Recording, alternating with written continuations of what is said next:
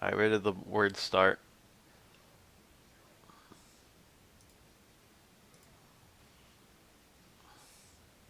Good old low strong. Oh, that was a combo. Wonder if he had to hit a like a light button on the way down or something. I can't remember the last time I've seen someone come out of a light button from a jump in this game. Is there someone with a light normal cross up? I feel like there is. It's not coming to me. Almost always when you see combos out of jump ins in this game, it's from a medium or a heavy, and the medium ones can be pretty hard to hit depending on the character. Even the heavy ones can be pretty hard to hit, honestly. EX headbutt, safe on block. Not duckable by Hugo.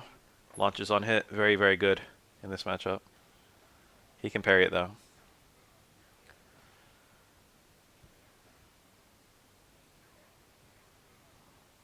Really the only downside in this particular matchup is that you have to charge it. Cool little TC, you rarely see that one. It's much more common TC in SF5.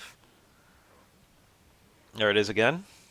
Oh, big combo. EX tackle, I don't know. That can be kind of picky on Hugo, I think. Okay, cross up unblockable. Funny looking combo, but probably optimal. Nice charging. Very nice charging all around. He probably had one parry into throw, but instead he went for multiple parries, thinking he would need to do multiple parries.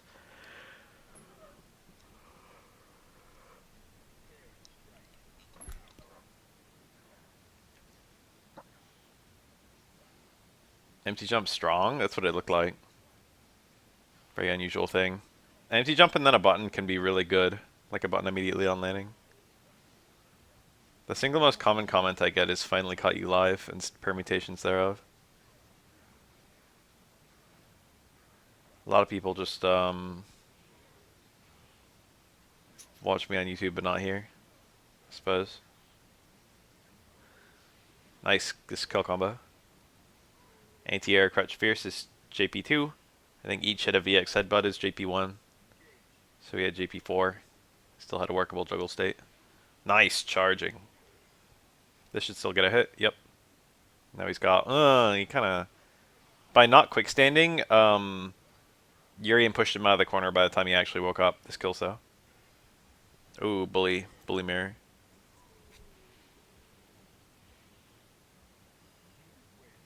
Urian's quite fancy when he's being played well.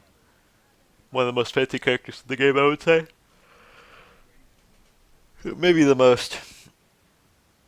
I'm doing okay.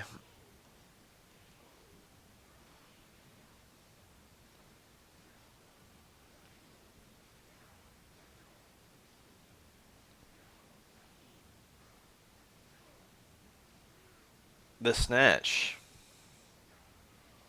Oh, clap the headbutt. That hits midair at least. But this just happened. I wonder the meter build of Meat Squasher versus SPD. On Boon Salt Drop, as it's known. Yeah, see that? The second one might have been a punish. I don't know how unsafe the regular headbutts are. But headbutt is not duckable by Hugo.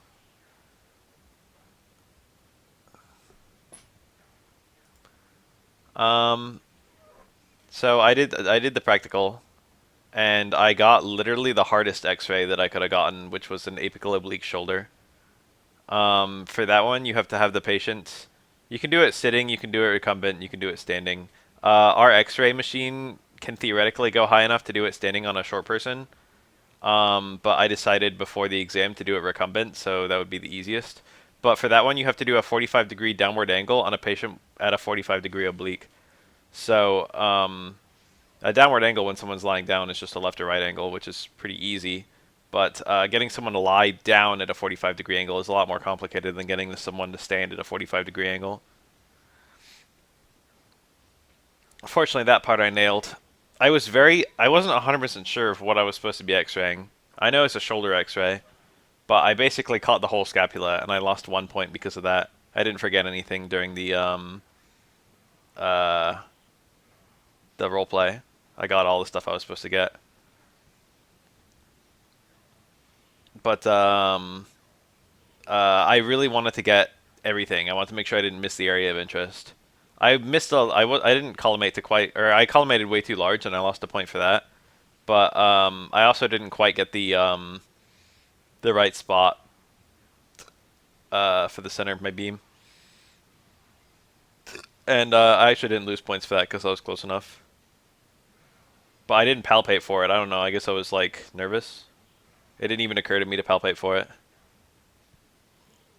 It's just the scapulohumeral joint, the glenohumeral joint, as it's sometimes known. You can feel it, but I didn't try.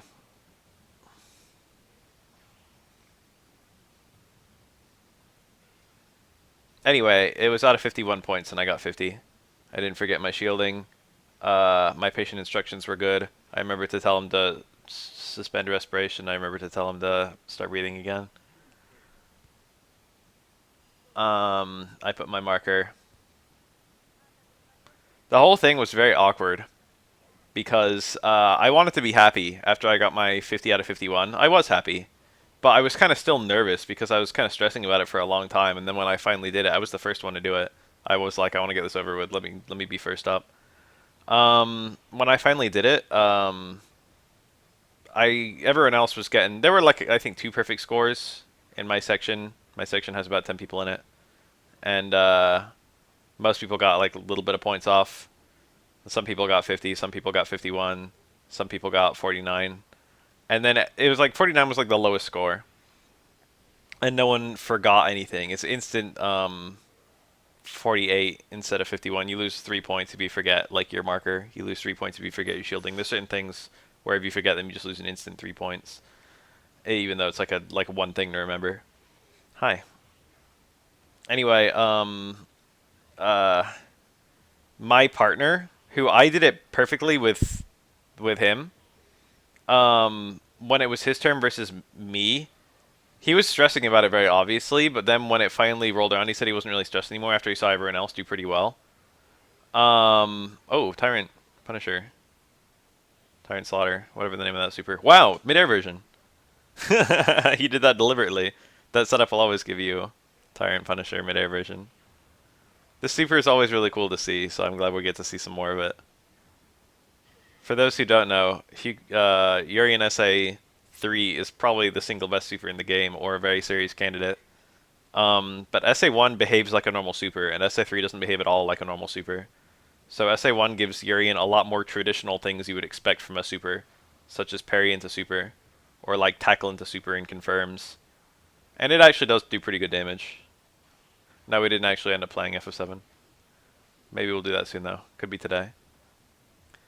Urian's other two SAs are not horrible, but 3 is very obviously the best, and the others are non-viable because of that. But SA1 has completely different setups to SA3, so it is kind of notable in that way. You probably wouldn't play afraid of SA1 setups if you never fought it before, and it does do pretty good damage. Wow.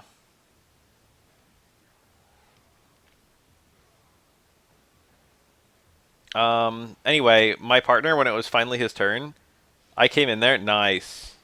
Cheap bullshit. Dash EX headbutt, EX headbutt. Nice charging. Urian's dash is pretty fast, so the dash headbutt is it's not too hard. Um, when my partner finally got me in there, it was one dash into two EX headbutts. When my partner finally got in there, he put me up. We were doing he got a transthoracic lateral, which is not an easy X-ray, but not a hard one. It's kind of notable that it has unusual breathing instructions. You want to blur the ribs, so you tell the person to take shallow breaths.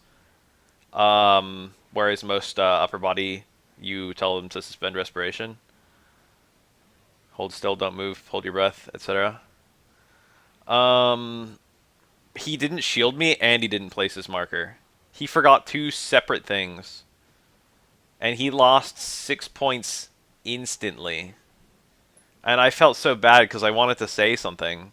I wanted to just be like, hey, take your time, my guy. But if I said anything, I would be helping him. He just forgot, and he lost 6 points. He got the lowest score in the class. There you go. You can't do that with Mirror.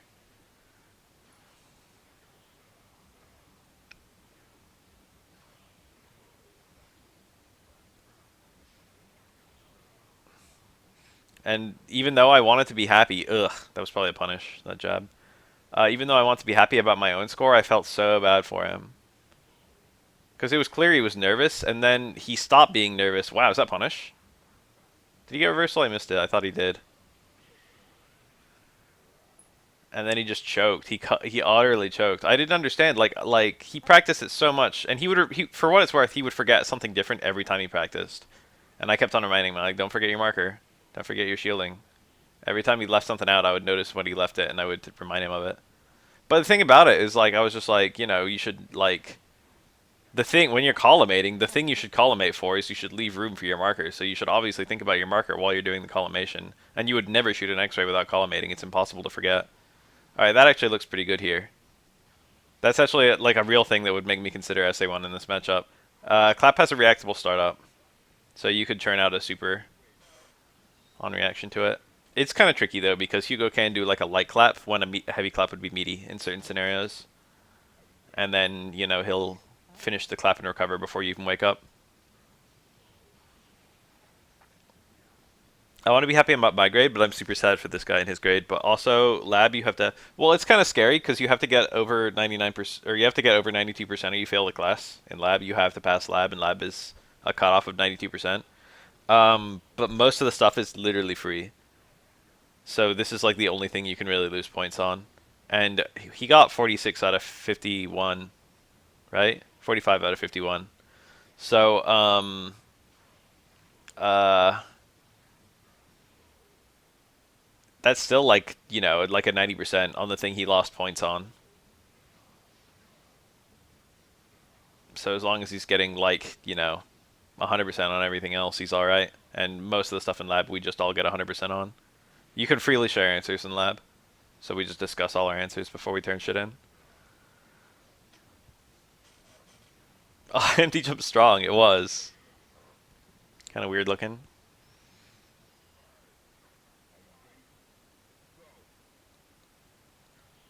Um, I mean, specific things could technically cause damage if you forgot them.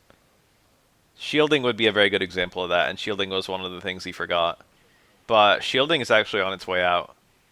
Traditionally you go and you get an X-ray, and they tell you they put the lead apron over you or whatever. What's God?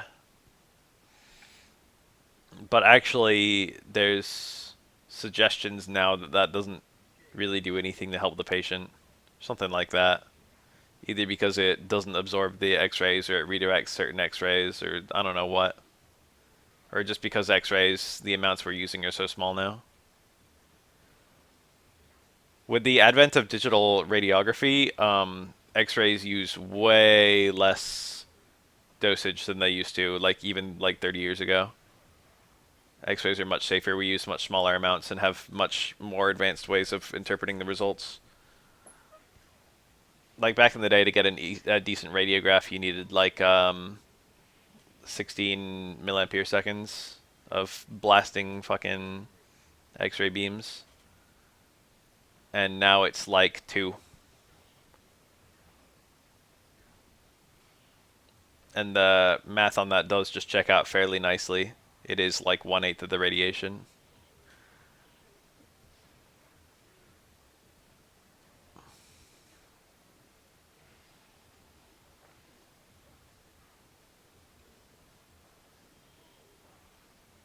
I don't believe Hugo can't punish that. He probably could have jabbed it. A jab's not a huge punish though. And Hugo can't combo SA3 from jabs at all ranges. It has to be a relatively close jab. Ah.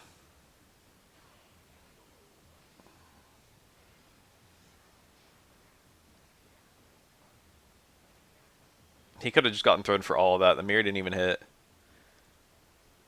But he held them back. Nowadays, you can use one. You can use like 1/5 of the recommended dosage of the X-rays and still get a decent picture. And you can also use 5 times as much as the recommended dose and still get a decent picture because the computer will just autocorrect the image, averaging the contrast and the whatnot.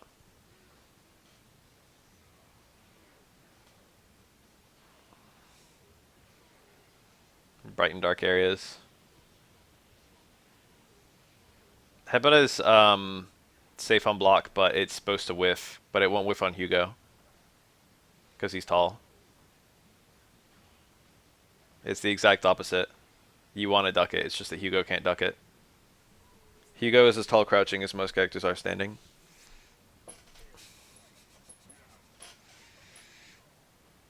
It changes this matchup quite a lot, but this matchup is still pretty fair. It's probably good for Urian, but it's not extremely good for Urian. It's probably like 6-4. It could even be like 5.5, 4.5. Urian's not that crazy of a character. It's just that there's no real counterplay against Mirror. But apart from that, he's alright. He mostly plays fair.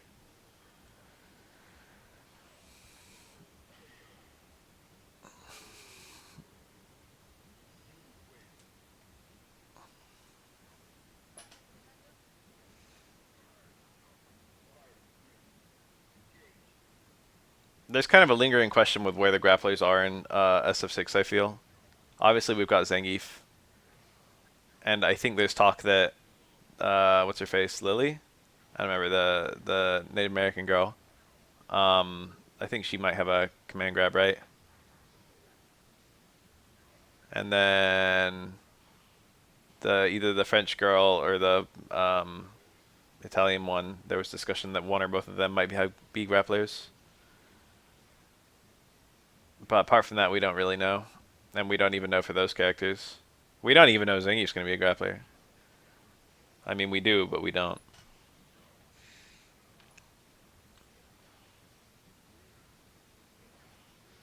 Oh, that...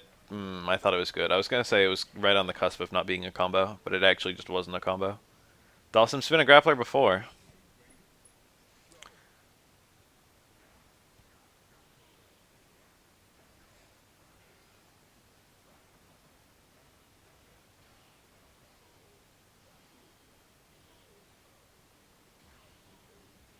ST Sim Noogie might as well have been a command grab.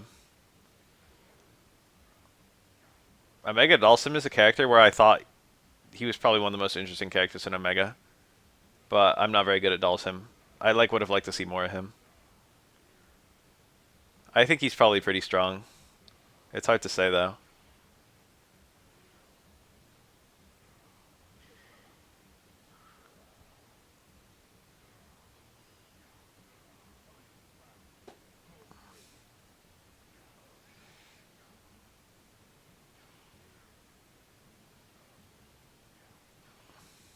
Ah, tried to clap punish? Or was that a failed SPD? He did it pretty late for a clap, so it could have been an SPD timing, I guess.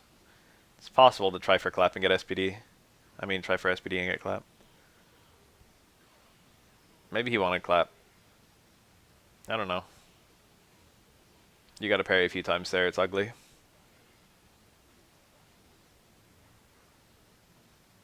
Yeah, sure, I'll do some for SF6.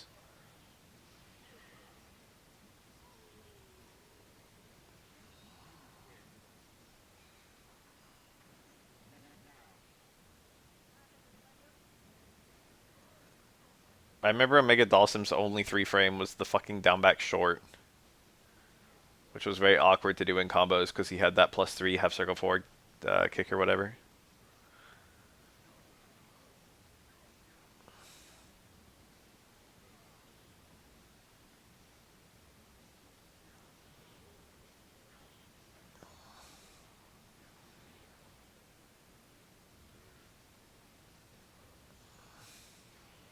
Nice.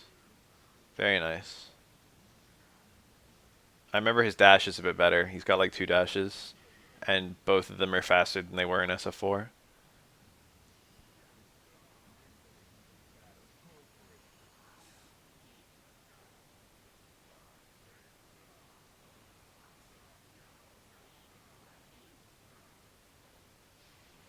Very nice. Syrian's good at that.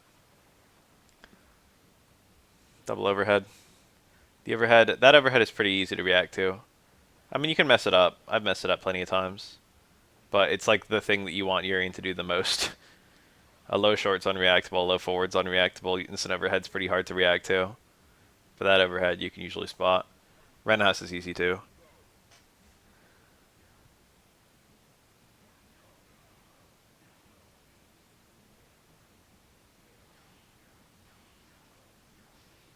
The World Warriors have good designs. I think the right thing to do is to use the World Warriors and then just redesign them. Basically the same way they did with SF5.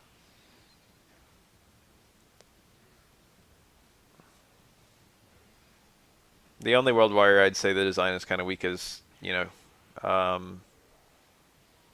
Honda. But maybe it works better to Japanese people. I think most people don't really care about a sumo. And even then, he's quite unique compared to most of the other body types, so that's a positive.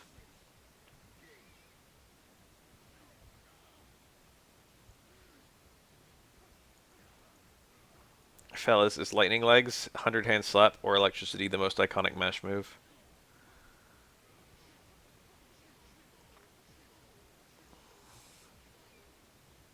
Americans don't even know what kabuki is. And only loosely know what sumo is.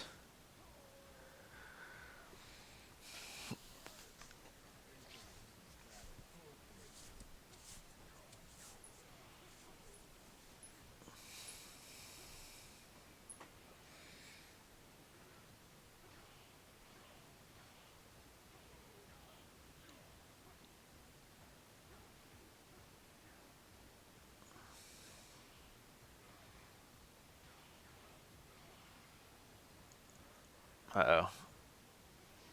I've never seen a kabuki anything. I've seen a million kabuki parodies in anime. I've seen No before. And, what's the other one? Bunraku? The puppet one. But I've never actually seen kabuki.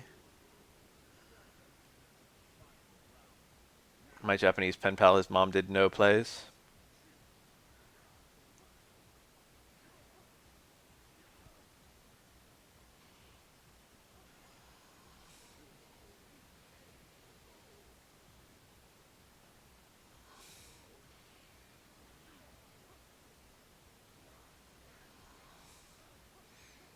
Chun-Li's most iconic special move is Gomenne. Prove me wrong, you can't. Uh-oh.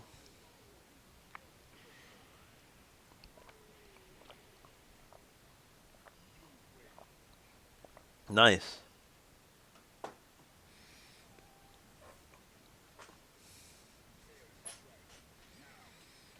And EX Gomenne was a Raging Demon motion.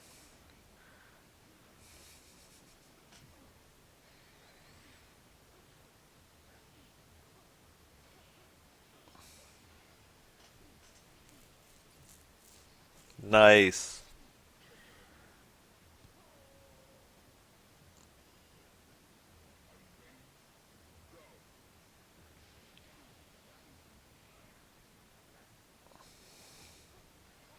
So someone red pill me on punish counter. I haven't played SF6. Even though theoretically maybe I could, maybe.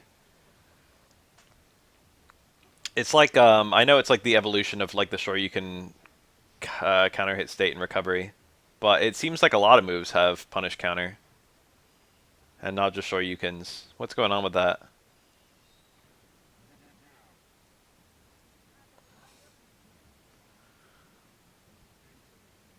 Are all punishes just punish counter? Jesus, that's what it looked like, but I wasn't sure.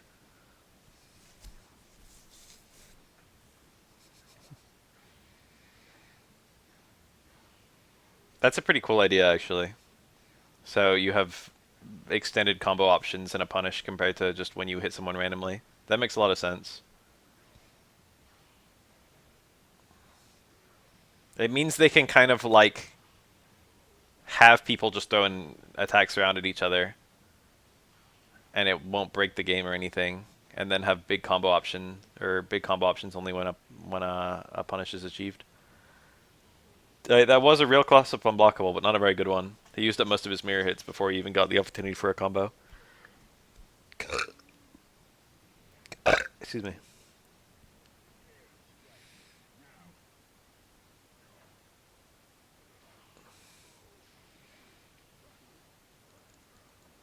Ken's taunt is 2 hits in this game, and what's kind of funny is the 2 hits don't even combo into each other. The Kakateki na. Oh, nice. Good reaction. If the clap hits an airborne opponent, you can see during the impact freeze, during the hit stop, and EX Lariat. In the corner, you can just get a poke. Actually, maybe always you can just get a poke, but EX Lariat's the most rewarding.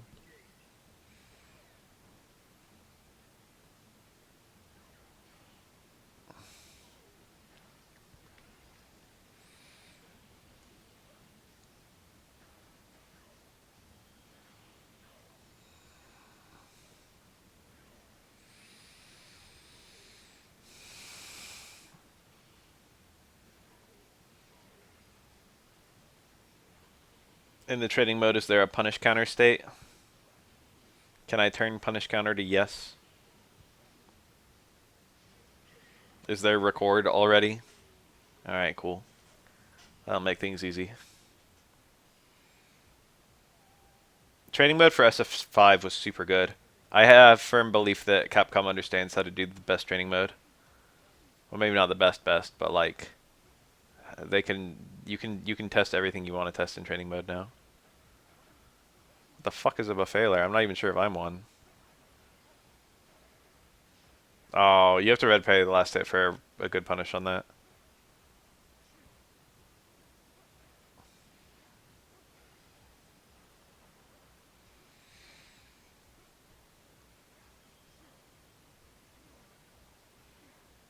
Someone said that, yeah, like there's very little in the way of links and confirms. Basically, like combos don't exist until it's a counter. You can just cancel into safe moves.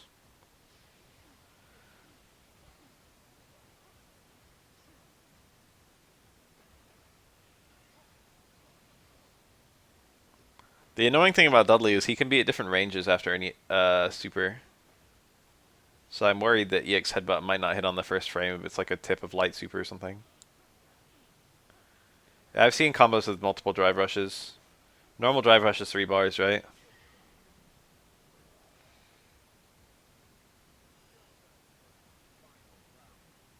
I'm not going to stream the cracked beta. However, I might have SF6 footage on my YouTube eventually.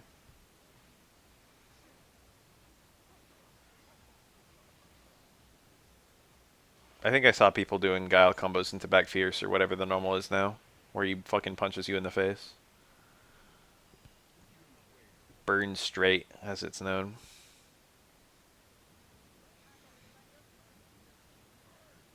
Kimberly has strong fierce, right? She's got the Guile TC. I mean, not Guile, Guy.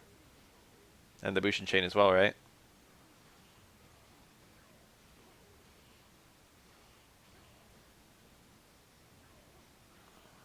Yeah, that's the Guile combo I'm thinking of. I might have already seen it. It had like links into back short, right? Is that the one with 10 perfect booms? I saw one just recently with 10 perfect booms.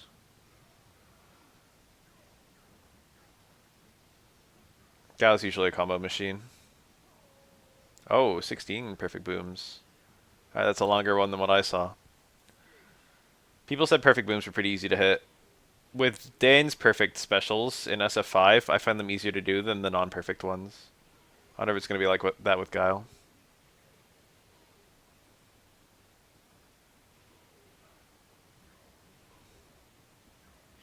Ugh, thought they made that look impossible that round.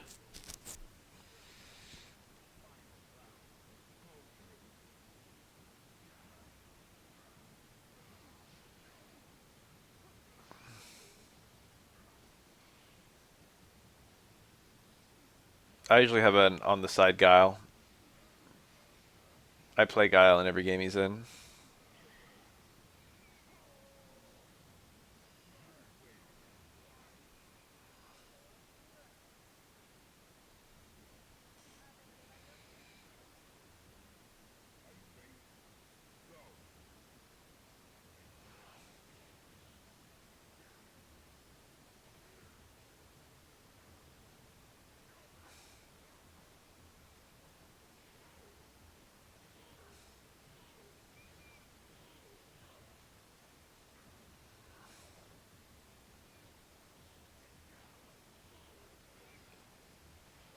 Ah, he goes so tall when he's jumping. He is, and left, right, unblockable.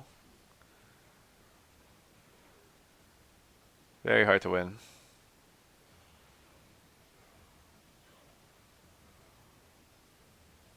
Yeah, it was initially reported that perfect booms were you get just the right amount of charge time, but no, it's just like same input.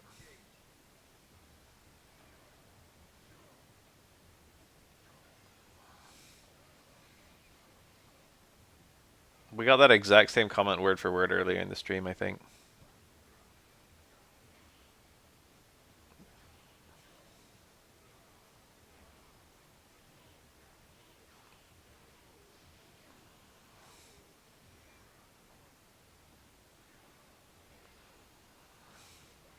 Very nice charging. The knee drop is kind of tricky. Sometimes when he's got the mirror up like that, you can block it and then still not have a punish available. Oh, was that really chip? That super does a lot of chip, but I think he tried to red parry. No, it was chip. Jesus, that does a lot.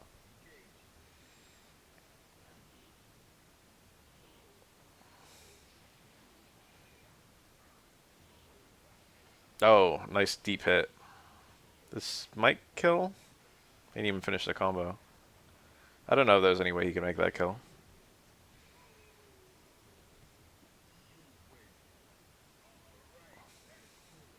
I was picturing like two more tackles. Or he'd tackle into fierce or something, but he just went for a fierce and he even hit it. Well, with the second Aegis, it would have been a reset. Generally, I'm not working nights anymore. No. However, I am working. I am waking up super early in the morning.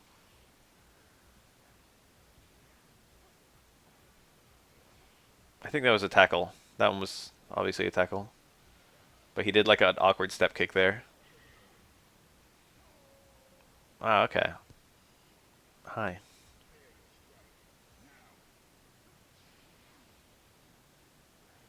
That was a failed tackle, I'm sure. The medium step kick again. I don't even know why Yurian has that normal. It's like the worst step kick in the whole game, including Chun-Li's. Most step kicks are pretty bad in SF3. The only step kick that's good is Dudley towards medium kick, and man, it's good. There might be another one. A lot of forward advancing pokes are just very overly committal. Because when you poke, you don't want... The one thing you don't want is if you get parried to... Wow! If you get parried to eat a close normal punish. That one. No, not that one, the other one. That was towards medium punch, I think. Opinions on Tekken 8. I have never had any opinions on any Tekken game. I don't play any of them. I used to play them casually when I was like a fucking long time ago. I don't really like them. I kind of like them. I don't like the look of like Pro Tekken. It looks like it wouldn't be very fun. I'm not bashing on anyone who does like it.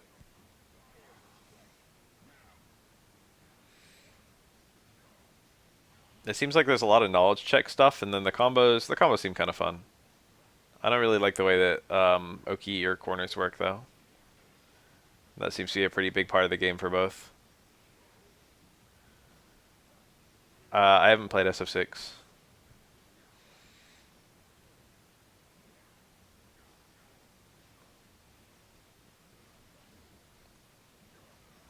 Deep hit.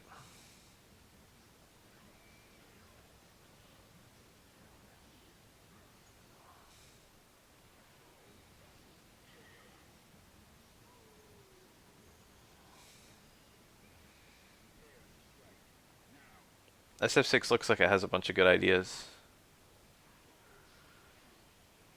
I was um, I was aware of the legally acquirable version, but I have not actually played it. Perhaps I will. Perhaps I won't.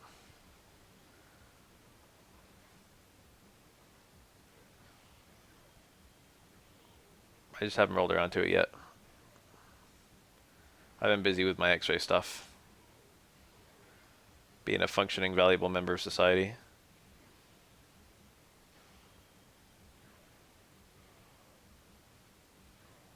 A dizzy is still possible. In fact, the dizzy just happened. EX claps you down. Aw. I wonder if EX claps you down when it killed. He spent the whole super. He probably had I don't know whether two claps into like low forward would have killed.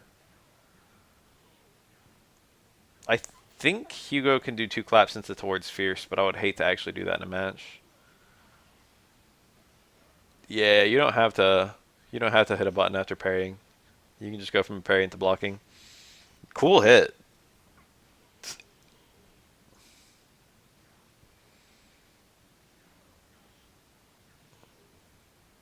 Yeah, so like a year and a half ago, I decided I didn't want to be um, a minimum wage slave for the rest of my life, and I wanted to actually help people instead of being a cog in a machine. Hence the X-ray tech stuff. But also, I've been really busy. When I was being a wage slave, I was wage slaving, but I actually had a lot of free time when I wasn't wage slaving because that was the only thing I was doing, and I didn't even do that much. I only did it enough to survive. But my YouTube output has diminished. I should make another bad balance video just so everyone feels a little bit better. Nice. That was the correct play for both the damage and the reposition. Then he got SPD.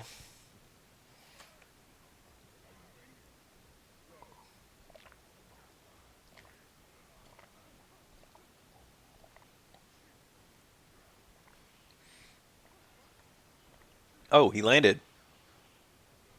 And a very optimal punish. Very optimal punish. Ah, he tried to SPD there. Oh, Hugo or Dudley expected a jump in parry. I did something that beats jump in parry. Or rather, it beats jump in into some parries. Theoretically, you can just parry forever. Alright, I think that was fairly worthy. This should kill. Yeah. Even I think Stand Strong just punishes that. Bad balance, pet shop. Bad balance, MK3 Cabal.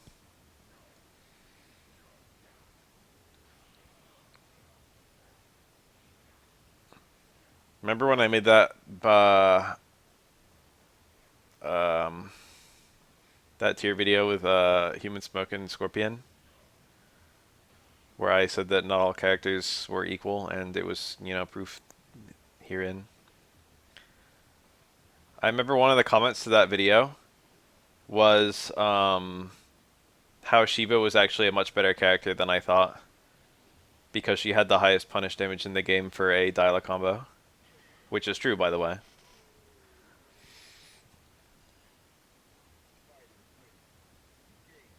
Shiva's got like 50% damage on the game's longest dial combo.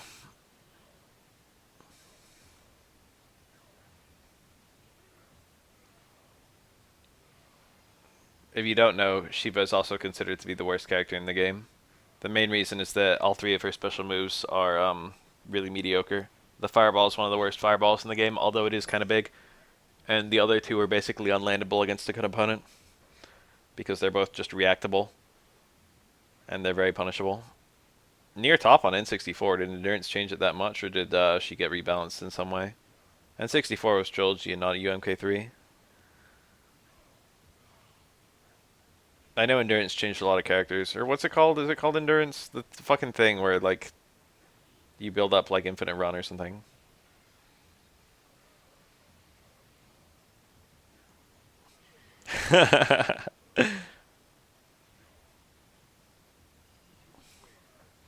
That's a little cursed.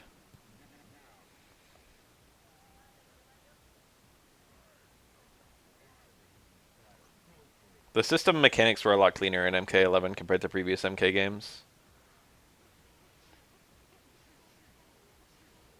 I wonder if they can find some way to balance the stuff I like about 11 and 10 though.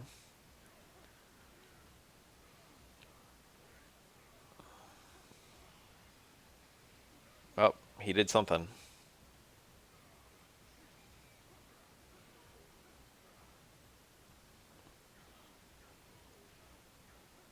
The thing about Shiva's Dial combo is it's like her only combo. She can't like put together like any sort of juggle or anything, I don't think. I mean, I'm sure she can do like run punch, run punch. but none of her special moves are combo friendly. None of them start combos. None of them extend combos.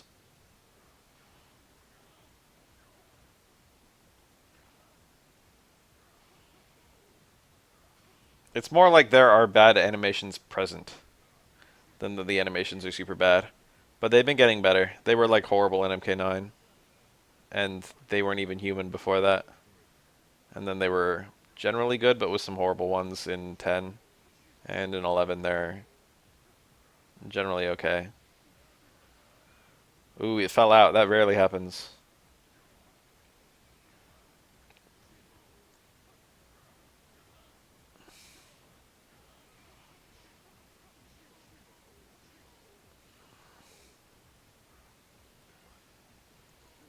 Nice.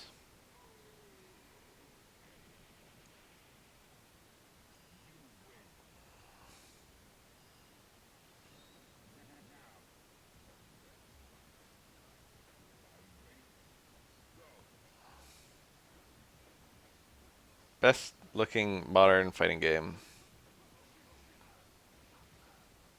I don't know.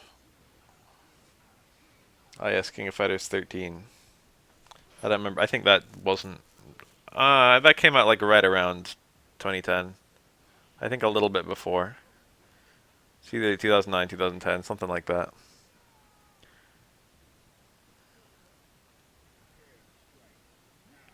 Strive has got a charming look, and Exert as well.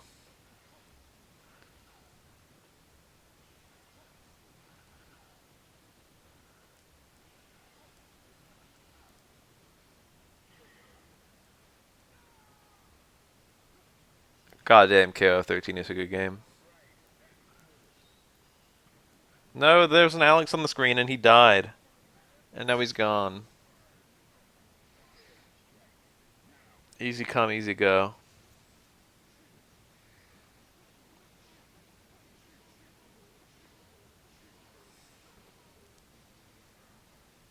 I played Them's Fighting Herds for the first time in a while, a few days ago, on my friend Plumpkin's Steam Deck. It was like, hey, peep this. And I was like, okay. I took the game, and then I did some combos. Still got it, baby. I played Tianhuo and some Velvet.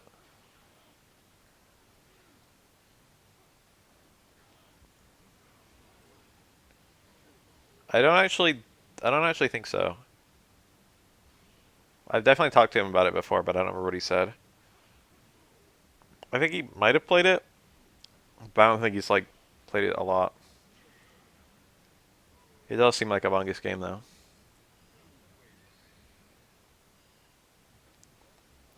The characters in Them's Fighting Herds are so distinct from each other.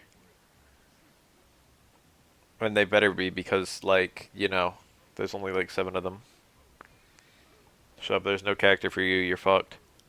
So they literally feel like 6 characters, 7 characters from 7 different games.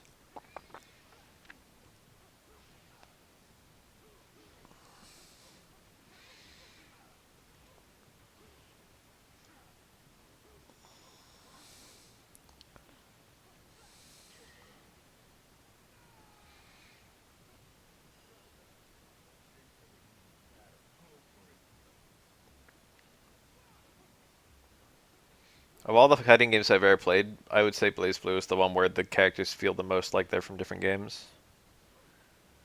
Guilty Gear's less like that, but still a bit like that.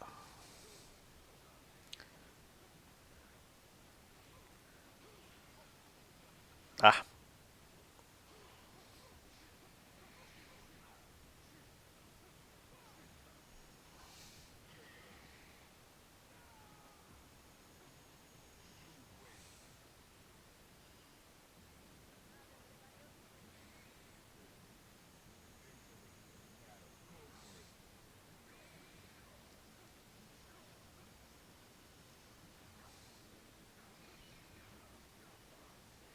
nice catch. Hugo doesn't have a whole lot of good normals for anti-airing, so jumping in with a parry is not usually really required for him. And air normals will just beat a shoot down backbreaker, but doing the air normal early is the best way to beat it, and the earlier you do your air normal, the less plus frames you have on landing. And he can jab you out of the air, or even like stronger fierce potentially. Towards fierce, that is. He can hit you midair. See, stuff like that is what typically happens. He tries to shoot down back breaker you, but your just air normal just beats it.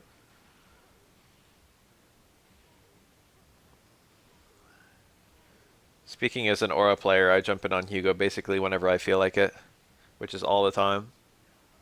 His most effective anti-air is just parry, as is common in this game.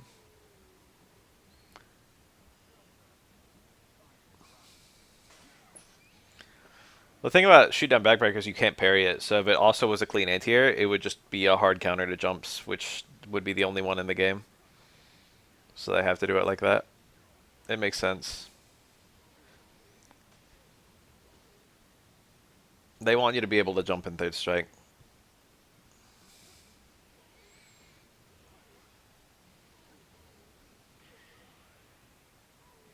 Yeah, I wonder if they intended for you to just do it, like anticipating a jump away from an SPD.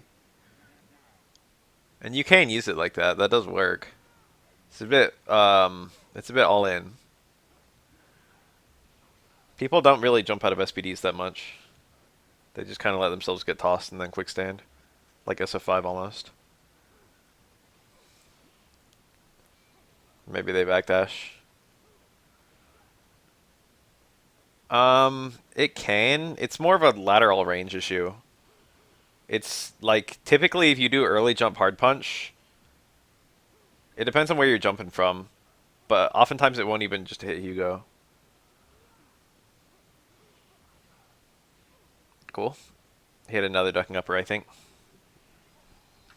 The lateral range of jump hard punch is very short. The vertical range is very good.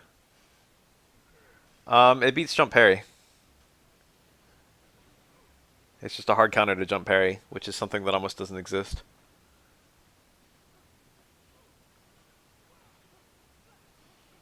Nice punish. You can reaction parry that chop, which is the main reason it's shitty. The other reason it's shitty is that you can't combo into it.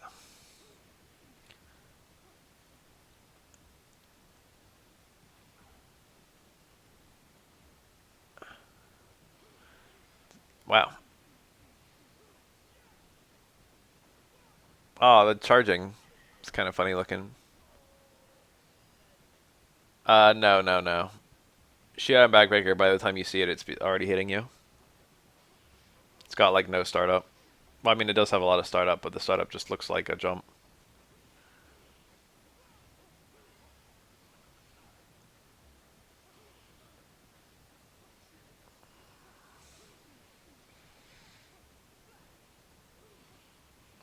I think it's just invincible.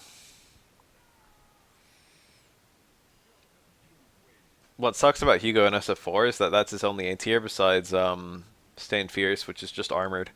So characters with two-hit air normals can just beat Stand Fierce, and Hugo can't anti-air them unless he's got a bar. Granted, there aren't a whole lot of two-hit air normals in the game, but it's just really goofy. Some characters can just jump in on meterless Hugo.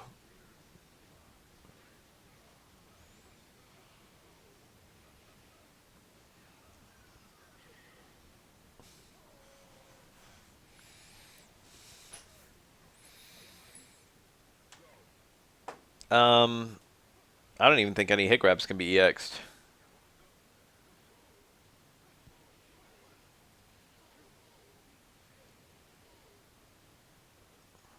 There's no Oro EX.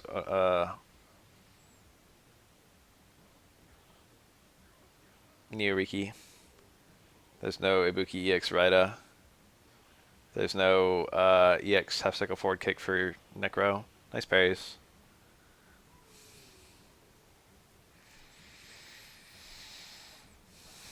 Generally speaking, I think they couldn't think of anything for EX command grabs to do, so they just didn't make them any EXable. No, there's no EX flip.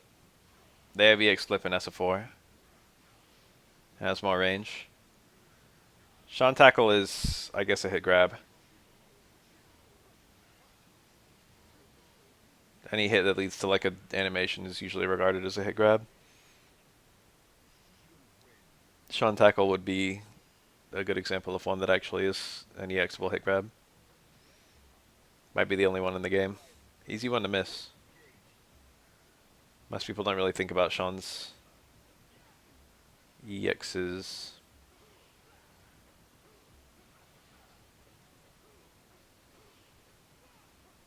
EX air knee smash. I guess that's a hit grab in a sense.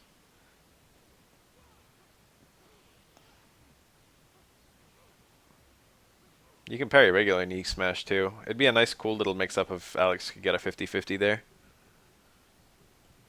If the regular one was unparryable.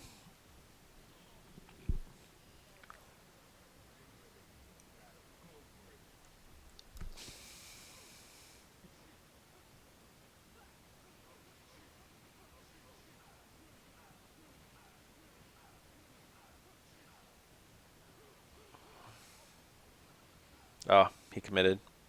Parrying the roast is quite aggressive.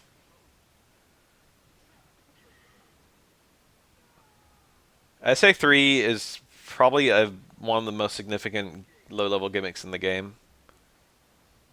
Slash elbow, medium SA3. A lot of people just don't know how to get out of that. Oh, he missed the super confirm.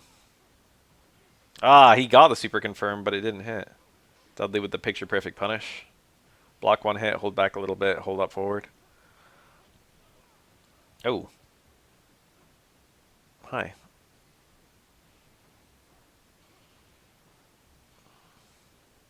Oh, I didn't even realize that when it happened. Yeah. He did towards roundhouse that whiffed Alex. And Alex parried the second hit of the TC. And I didn't even think about it. Oh, that's sad. He was just trying to chip Dudley out. That super is really fast, but it actually whiffed because Dudley jumped at the perfect timing. If Alex waited a little bit, that would have been a very annoying, difficult thing for Dudley to get out of. The punish there is really annoying. Hugo can just strong it no matter what, but you can red parry the last hit and clap. But the red parry it's not something you almost ever block, so the red parry is something most people probably wouldn't be ready for. That being said, it's one of the best red parries in the game to go for because there's like zero risk and very high reward.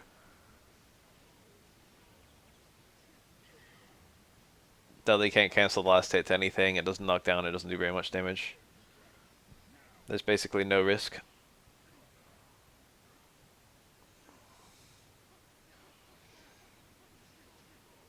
The red parry for EX Machine Gun Blow is very similar, except that one Dudley can combo out of, which means it's a very high reward, or very high risk. But that one it's more common to block because Dudley's just do it more. It's much more common to see EX Machine Gun Blow than regular Machine Gun Blow.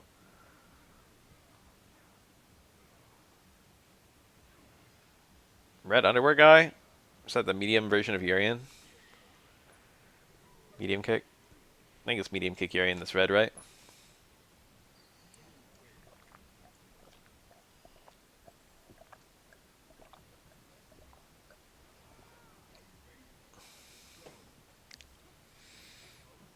Yeah.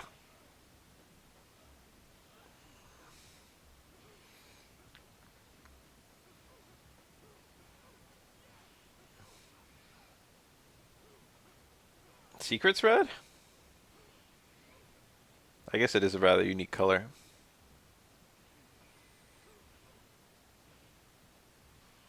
Urian has some goofy colors. Anytime a character isn't wearing anything, they always have to be like, okay, well, you change his skin color. Because there's nothing else to change.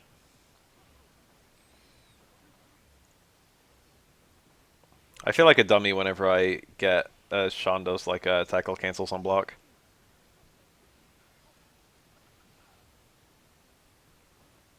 The mix-up is really garbage. It's literally like you can just punish. And if you miss the punish, there's a good chance Sean's either going to throw you or EXDP you. Both of which are not that rewarding. Wow! He needed something like that to win, and he got it. Low short. Anti-air low short trip guard.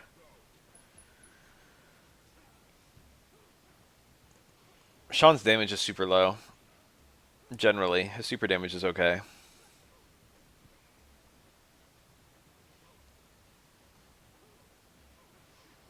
I always like blue Urian.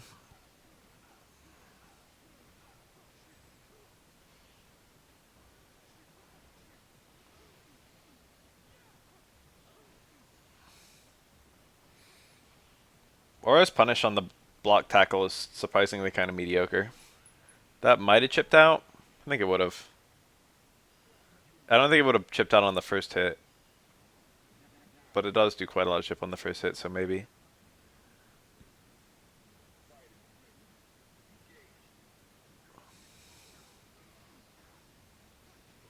Damn, it's like that, huh?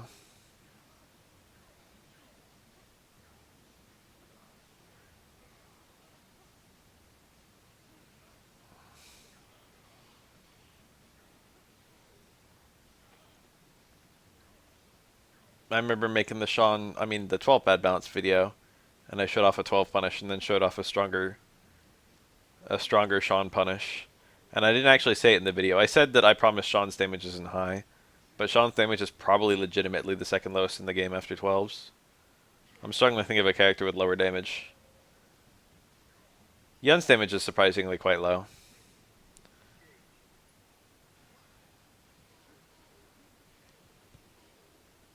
Remy's punish damage can be pretty low. A lot of characters have low punish damage until they have meter. Like Makoto's combos are pretty short until she's got meter.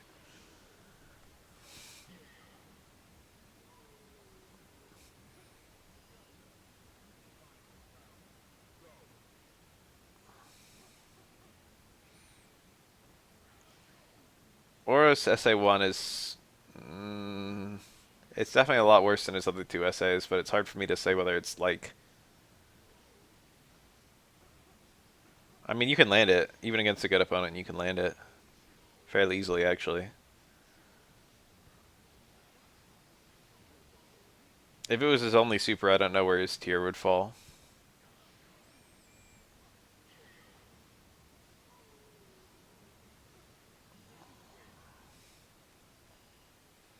Whoa, the video ended.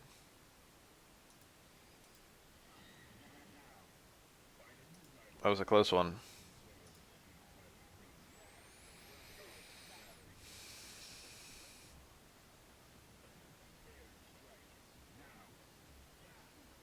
Towards Fierce, round start. As a poke. Oh, Dudley intended for that to be not a punish, maybe. Or maybe that can just combo. Okay. I think Dudley does have some combos where he gets a normal into a uppercut. I know he can do it to super. Well, there's one. He can do towards medium kick uppercut as a combo. What's that TC? Slipping jab strong forward or whatever.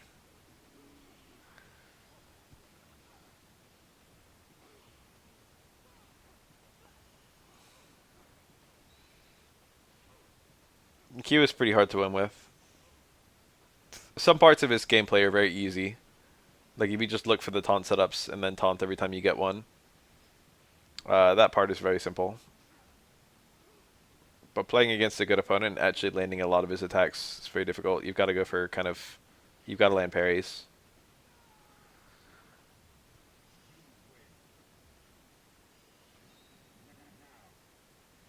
I can't even remember the last time I fought an SF3 Makoto besides our live. It's, you can kind of just play safe against it. It's very scary because she does do quite a lot of damage. But, I'm relieved to see her having SA3 means she doesn't have the other two. When I see Makoto supers, the one that fills me with the most fear is SA1. You can play around the other two.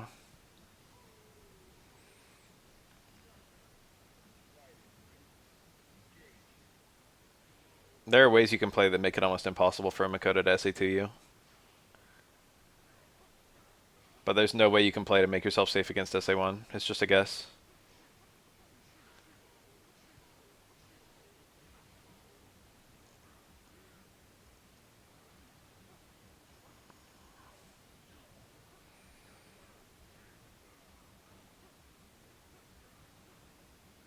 I think our light doesn't play the Oro matchup very well, which just made it easier for me. I played other Makotos who are probably not as good as him, but play the matchup a lot better. He is too risky. You can't play risky versus Oro. He's too aggressive about trying to land very punishable things. And if you ever miss that, you just die versus Oro. It sounds kind of weird to say don't play Makoto risky because it feels like you have to. It feels like she doesn't have a choice.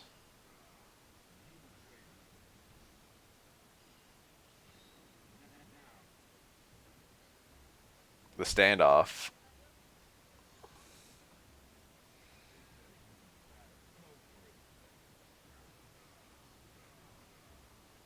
Yeah, I know, but I just don't think it works in that particular matchup.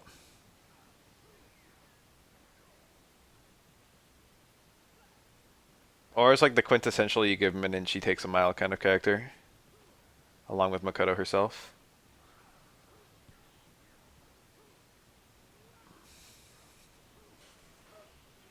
Ooh, very nice punish. Might fall out. Nice confirm.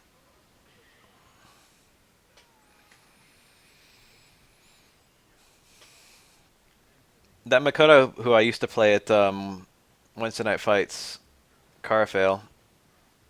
Wise Alex. He seemed quite strong in the matchup. He was also a very decent player in his own right. Mag versus Oro is pretty even in my opinion. I would say it's a solid 5-5. Better player wins. Oro has some advantages that make it fair, but so does Makoto.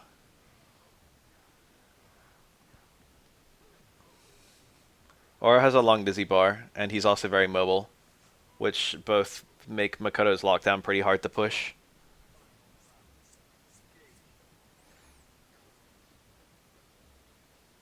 Um, Makoto, you've got to do light super, and you can't cross over in the corner, which makes SA2 a lot worse than it normally is.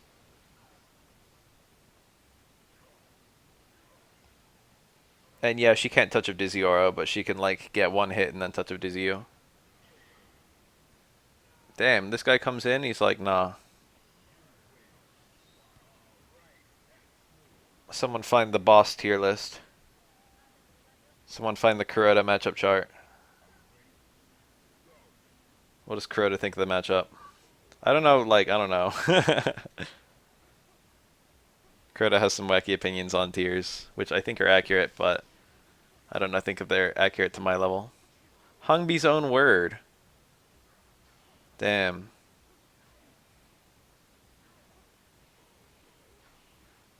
Wow.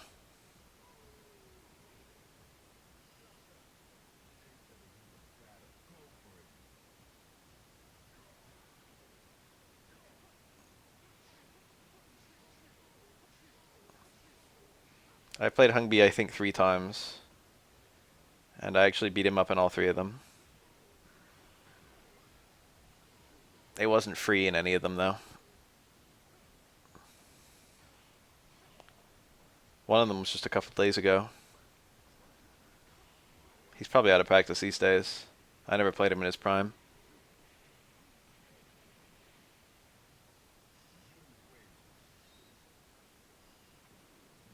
Fight Cade doesn't count. One of them was in person.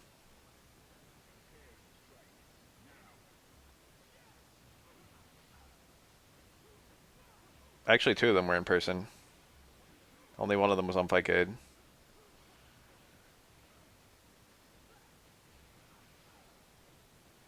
You go to Barca. Damn, it's like that.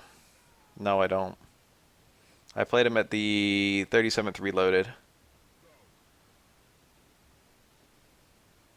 which was the 20-year anniversary of 20? 10? 10-year anniversary of Moment 37? I guess it was the 10-year anniversary. 20 is like not even happened yet. Um, yeah, it was like a decade ago now, I guess.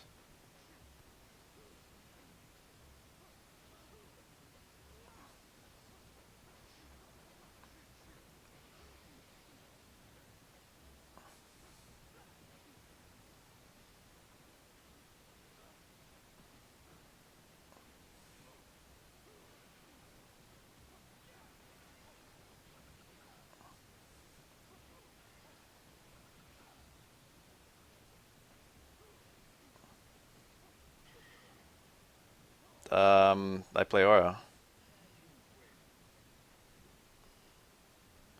Someone just coming in here who's legitimately never had no idea who I am.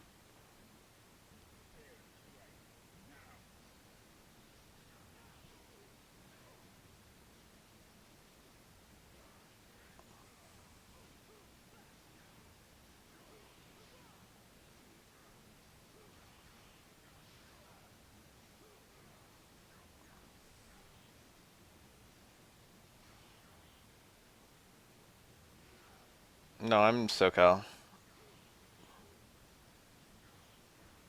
I probably am one of the best Oros in SoCal, but that's not saying much. Because, yeah, they're none of us.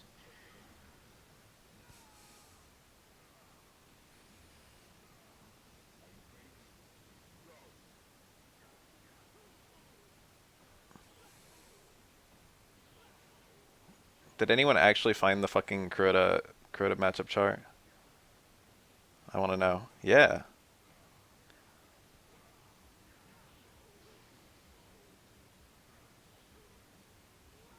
What does it say? What's Makoto Oro? It's the only one I want. Give me the Crota facts. I think it's 5-5. What does Crota think?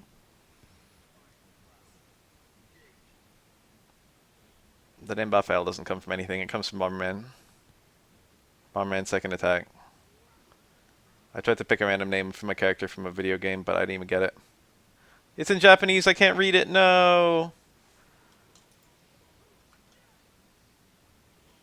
Oro looks like this, and Makoto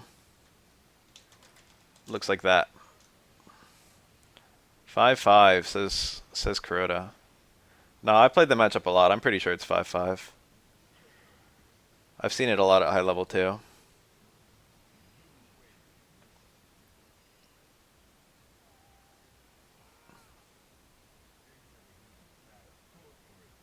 I can't remember the last time Makoto did well against me. Makoto's quite a strong character though, and I don't fight any really super duper good ones. Best one I played is like Arliath recently. And he's definitely not bad, but he's only about as good as me. He's not like, you know, Tominaga.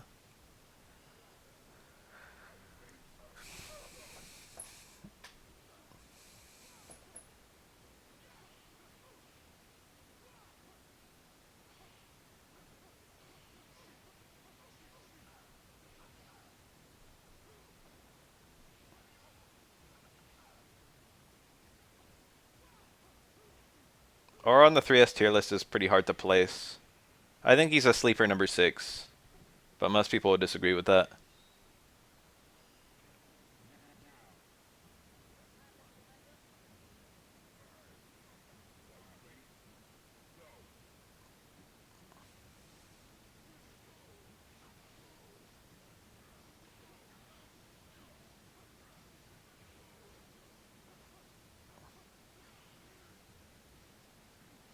I think the top tiers, I think Ken, Yun, Chun-Li, not in this order, Makoto and Dudley, are all better than Oro. But I think Oro's like next. It's you can't really look at it in terms of just tiers though. You got to look at it in terms of matchups. If you can land that booger, you win every Oro matchup. It is kind of difficult to use the booger versus I think Oro Dudley's pretty even. Dudley's got better neutral, but Oro literally wins on the spot, and he has like a very easy booger setup versus Dudley. It's a bit trickier if the Dudley is adept at parrying out.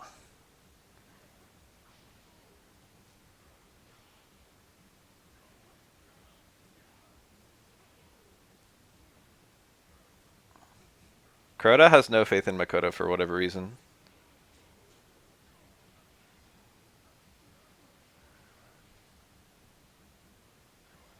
That probably will hit, yeah. Oof. You don't want to lose like that. I never leave my house.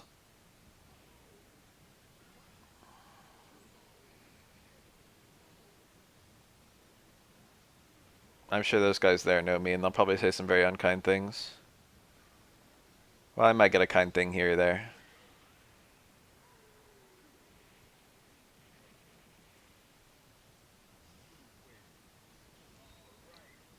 It's a long story.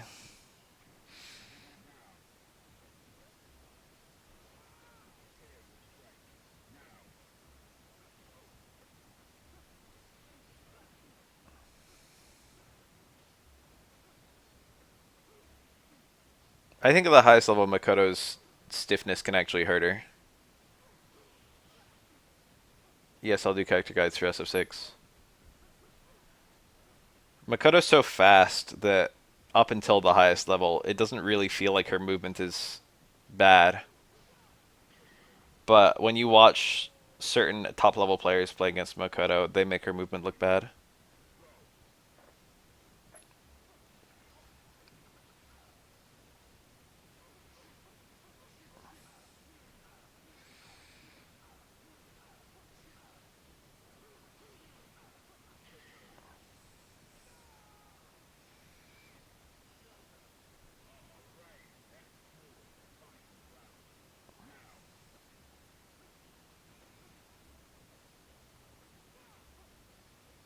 Walk forward into a dive kick to make it minus even on a hit. In SF3, that's not really. I don't know. If it hits you, it's usually good no matter what. Dashing into dive kicks will probably just get you killed in this game.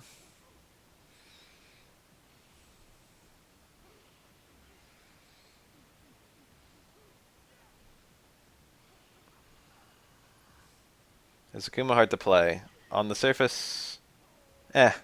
The hardest things Akuma has are some of the hardest things in the game. But low level Akuma is not too bad. You can play Akuma in an easy way and have him work as like a high tier character. But then there's little things that are very difficult to be consistent with, such as the jab KKZ reset is not too executionally demanding, but if you fuck it up, and you only need to fuck it up by like a couple frames, and the combo drops, then you're just massively punishable and you burned all your bar on nothing. There's a lot of stuff like that. Or like towards strong demon, it's like if you fuck up certain things, you just blow all your meter on nothing.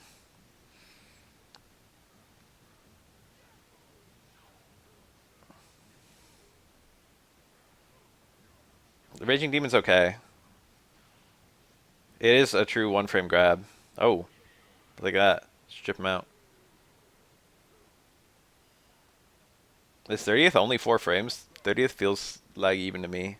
No, I think I knew it was like 2 frames lag. Um, Akuma's better against the top tiers than Oro, I think, but they're pretty close.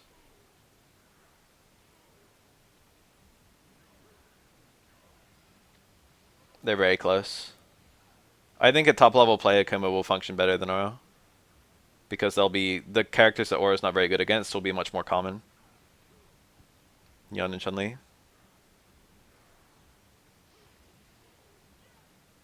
Akuma doesn't fight them super well either, but he fights them better than Oro does.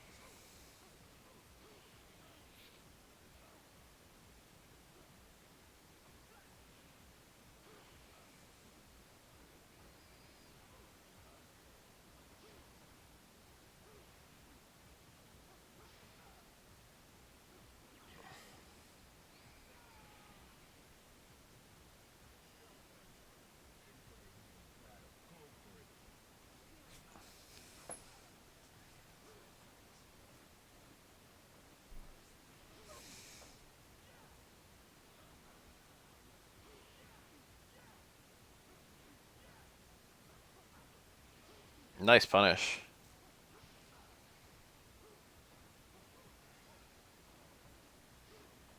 Ah, that's a punish. He dropped it. Stand strong at DX slash elbow. Ooh. Stand short punish, but he didn't have super. There's no combo there. Even though Stan's short punishes, there's just nothing to go into.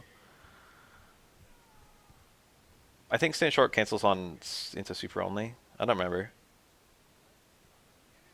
It might go into special moves, in which case you might be able to do EX knee. It's not something I've ever seen an Alex do. Or is quite unorthodox.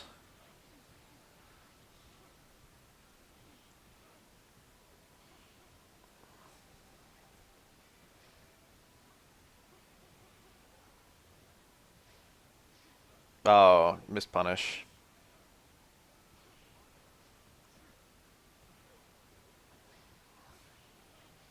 Where is Final Burn Neo on that list anyway? How different is it actually? I remember when it was being developed, people were going on about how it was basically arcade perfect. But, I don't know. What's Aura's charge time? It's just the standard amount. I think charge time is the same for all characters. I couldn't tell you how long that is. Aura doesn't really have trouble charging. You can charge for free during his chicken combo. Or during 2-hit stand strong or stuff like that.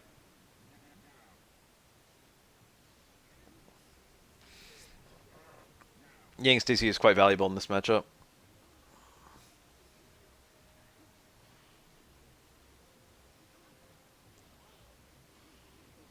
What's my favorite combo? That Hugo combo from Crystal Cube's trial mode, where it was just a bunch of claps over and over. What is my favorite combo in this game?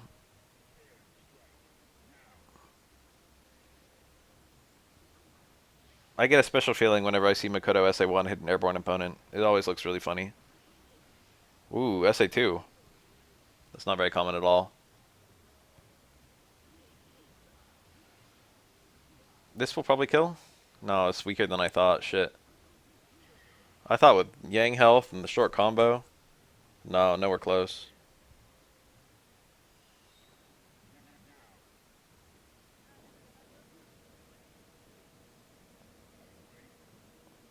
Third strike community is very unaccepting of anything other than stick.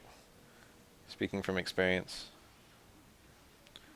Akuma SA3 does more damage than any of his other supers, and it does still confirm from his basic confirms. So you can use it like that if you want. People usually pick SA1 because it technically has the most neutral use, and also is the safest, which matters quite a lot for Akuma. For stuff like this.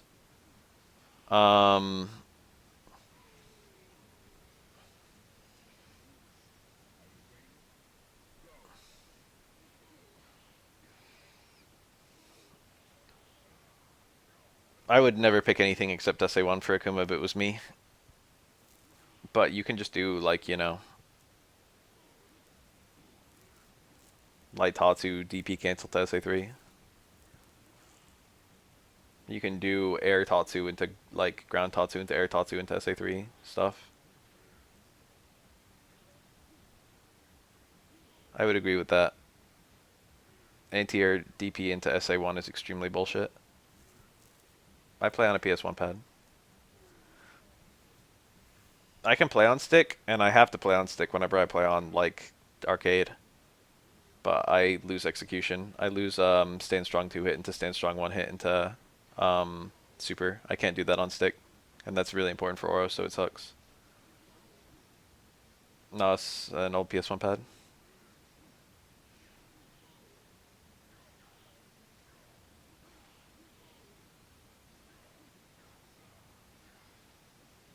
Oh, stand strong.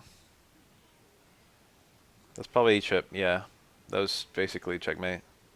It was possible to parry out of that safely, but if he started parrying, Akuma could hit him with like a Tatsu or like a low forward. Something like that.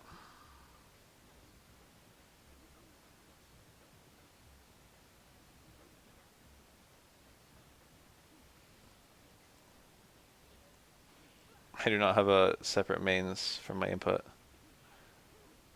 I can play stick a lot more consistently for SF4 and SF5. But on SF3, I've just there's a lot of stuff I just can't do on stick.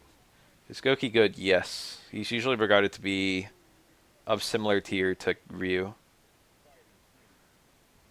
Not often, but I do replace them. Probably once every few years. The controller I use is very cheap. It's only about $15.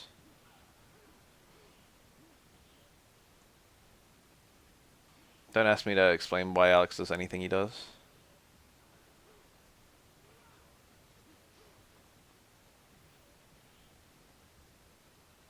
Yes.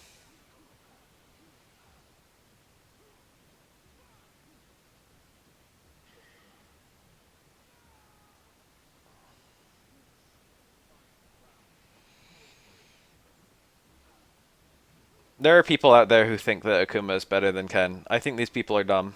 But the point is that an argument can be made.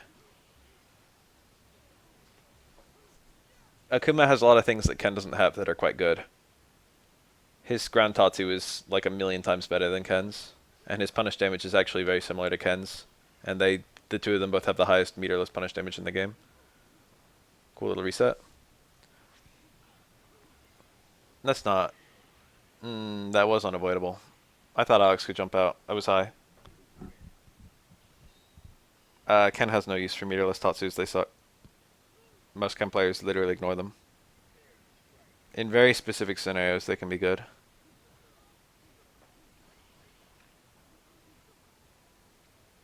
Nice. That towards Fierce was really good.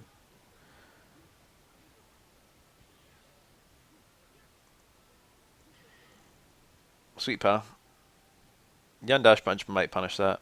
You might have to car it to get the punish though. That's a little sad. I think he thought he was going to be parried. Light Tatsu to Heavy Tatsu has a longer knockdown state, so it gives you more corner carry and also gives you a taunt setup, but it does do less damage than Heavy DP, I think. It's player's choice which one to use. You can get away with either.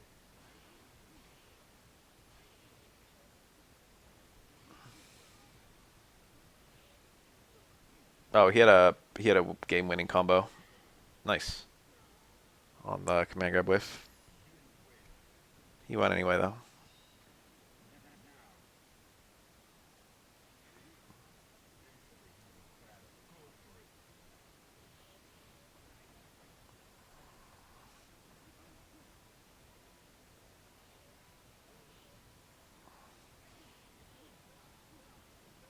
There you go. There it was. Longer knockdown state, and he tried to get a mix-up, but he got hit.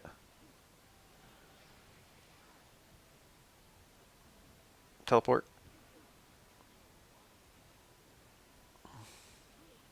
Nice. Tried to parry, but it was the dive kick, which hits late. It's surprisingly awkward to do anything about the demon flip. It depends on your character. The trick is you can just anti-air it, but not every character has a super great anti-air.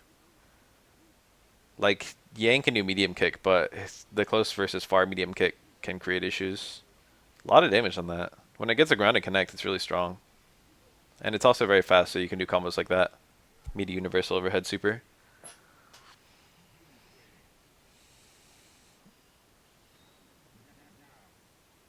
It's quite neat to see SA2 Akuma. Gotta be SA1 in this matchup though, right? I can't tell. The Acho's covering it up. I think it is SA2. You can't tell by the meter length because they're all the same damn length. Yang down fierce. Yeah, I guess so. I didn't think about that one. Is that good versus demon flips though? It's not very tall.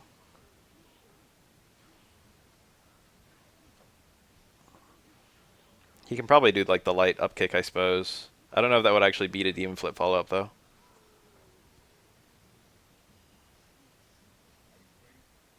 As Oro, I just uppercut it. If you ever see Akuma's demon flip as Oro and you have down charge, Oniyama is just a punish. Akuma can't do anything about it. Makes demon flip really bad versus Oro. Ugh.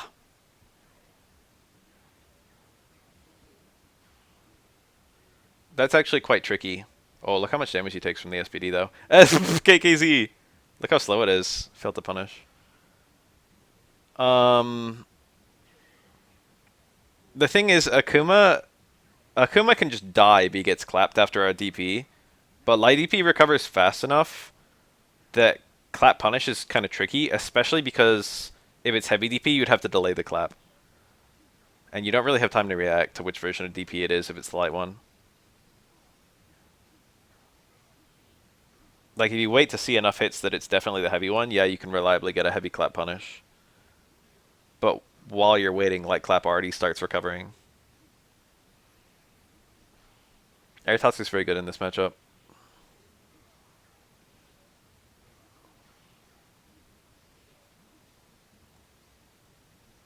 KKZ? Yup. That would have chipped out. He had to go for one block into parry if it wasn't a punish, which it was. Hugo doesn't have any way of getting out of the way. His movement sucks. He might... no, I don't think so. I was going to say maybe he could do an instant shoot down backbreaker. I don't think he would get out of the way. I think he would still get hit. Especially because it takes longer to go over Akuma's head than to, go backward.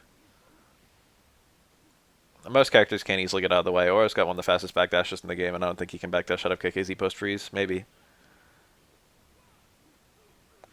Okay.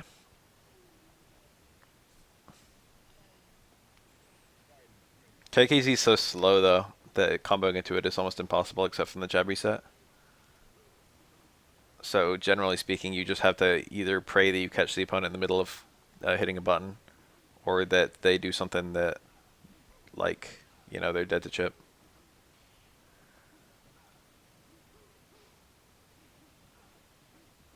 It's usually... it's hard to say whether it's a waste of meter. It's just the fact that it's only really good for chipping opponents out, or for the jab reset, which is both a little bit inconsistent to do, and also you don't see the setup that often. Like, you see in punish scenarios, you see light Tatu, oh, he got some parries. The first hit whiffed on him. He actually landed, so he could have just blocked. What was I gonna say? Oh yeah, it's a lot of meter to spend, and then it's mostly good in very specific scenarios. I mean, you don't even see light Tatsu land that much, Like, yeah, you can land it after some parries, but apart from landing it after parries, like, there aren't really any setups. The opponent just has to, like, make a mistake, or you have to get a parry, and that's about it.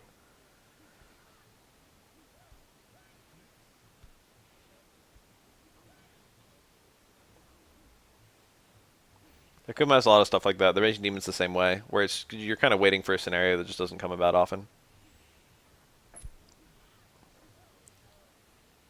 And yeah, it takes a long time to build that bar, and that's a long time of you not using, like, other stuff. It's like, you don't even need KKZ to chip out. You can chip out with SA1 as well. And SA1's a lot safer to try and chip out with. That back fierce actually beat the grab.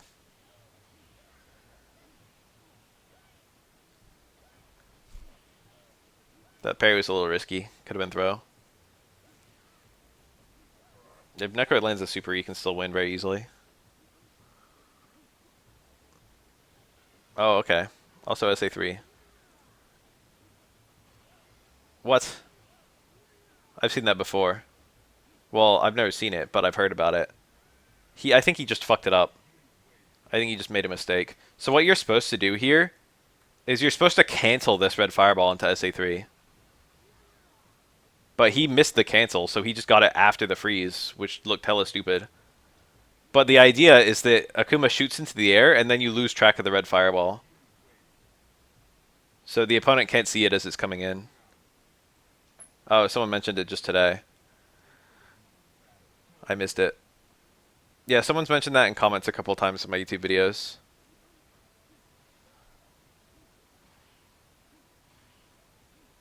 That parry was pretty neat. Oh, there you go. Close medium kick punishing a demon flip. That demon flip, I don't think close medium kick was ever possible. Far medium kick was maybe possible.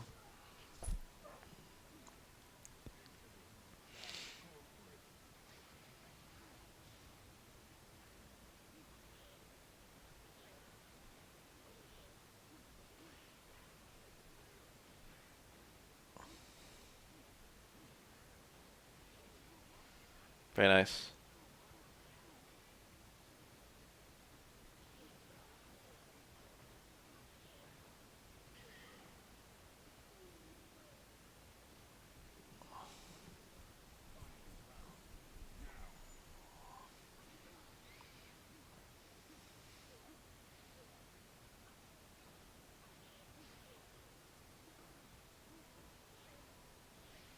Okay.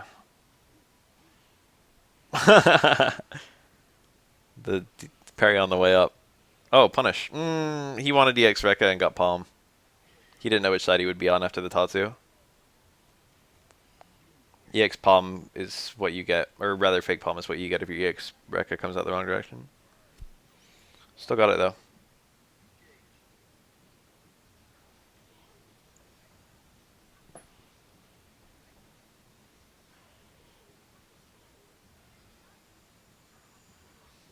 Ooh, baby.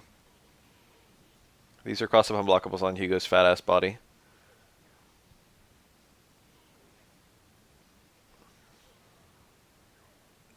SA3 Yang is probably Yang's best super in this matchup, but you rarely see it. A lot of Yang players just don't have the willingness to learn SA3 stuff. Even though, from what I can tell, this isn't very difficult. Other stuff SA3 has can be difficult. A lot of Yang players are just like, me want EX, and then just stop thinking there. Yang is already functional at top level play. I don't think he really needs any kind of change. You could change him to make him, like, you know, better. It's possible. Yang can still be improved. Ah, yes, double his damage. Then he'll be top tier.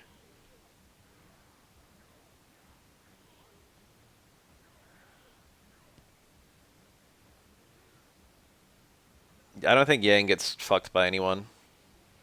I guess his worst matchup is probably Chun-Li, and it's not like that's even a horrible matchup. He probably fights Chun-Li like almost the best of any character in the game.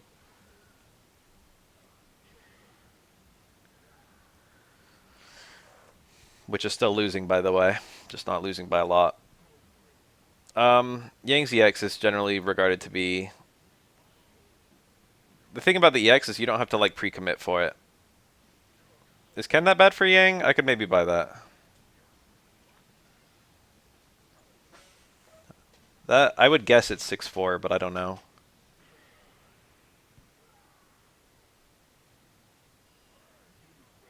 That's true. Ken Super does sound obnoxious for Yang's Mantis.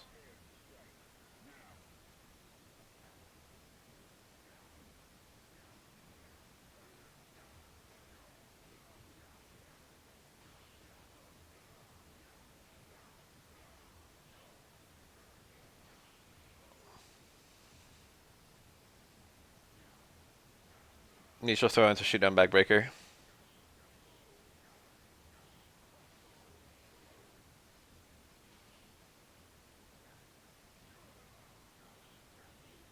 Neutral throw is Hugo's longest knockdown, I think.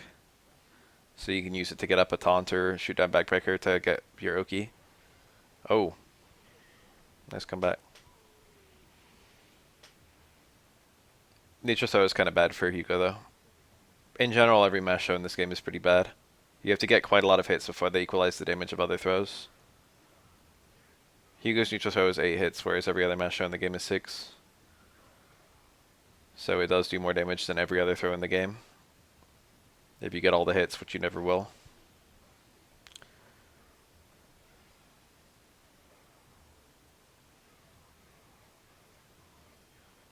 Still, Hugo's neutral throw actually is fairly good.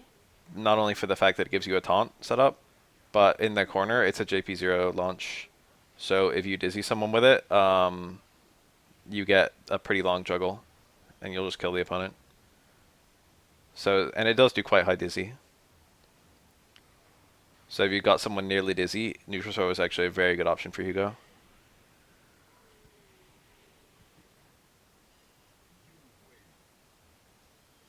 In the corner. Mid-screen, you would just forward throw them.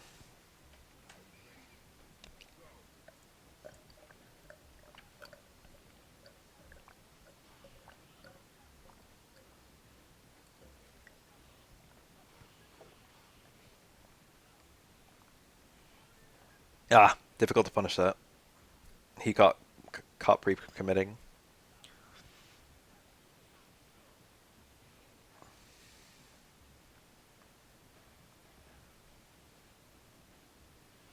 Ah, what a whiff punish. Oh, never mind, it didn't combo.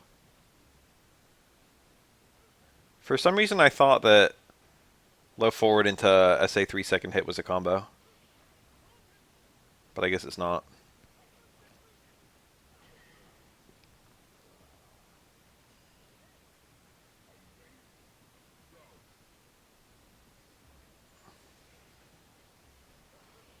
Nice parry. Oh, he completed the combo. That was beautiful. Definitely a good decision. It was worth eating a couple hits of mirror just to get that light DP off. Both for the damage and the fact that it killed the rest of the mirror time. Nice punish. Went for double DP. Didn't get it, but the fact that he's going for it was pretty nice. Low forward, light DP is a starter.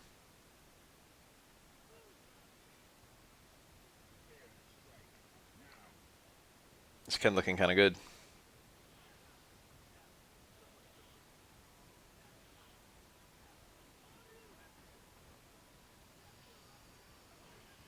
Oh, that was a punish, I'm sure.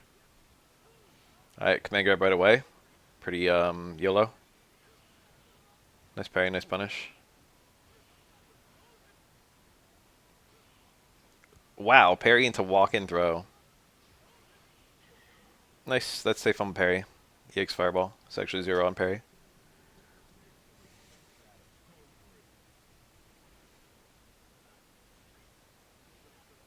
Low parry into stand strong, I think it was. Very aggressive. Low parry does beat the wake up EX up kick. Nice. He actually had probably a dead OS into heavy DP.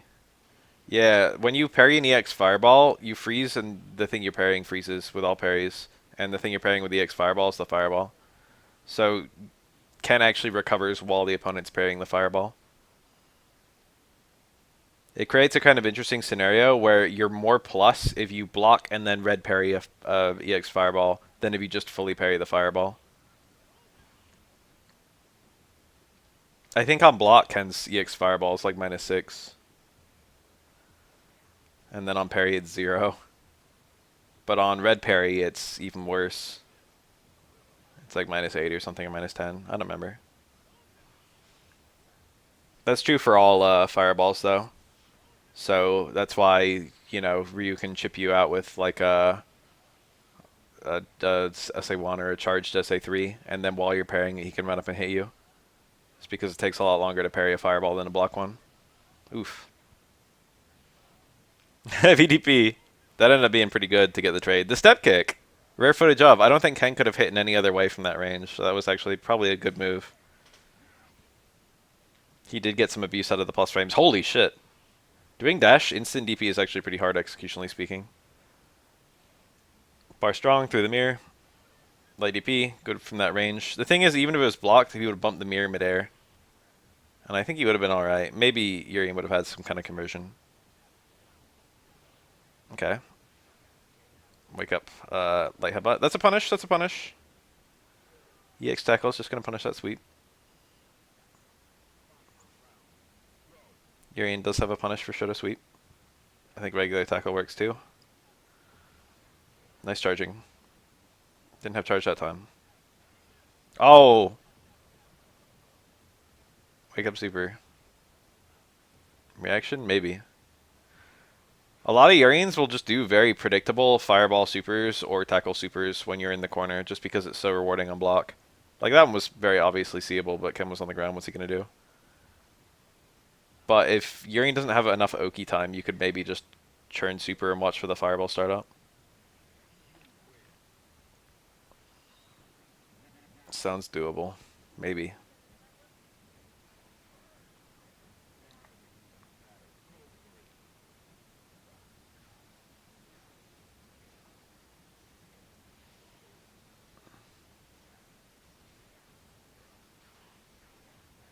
Yeah, crouch fierce into headbutt cancel is super obnoxious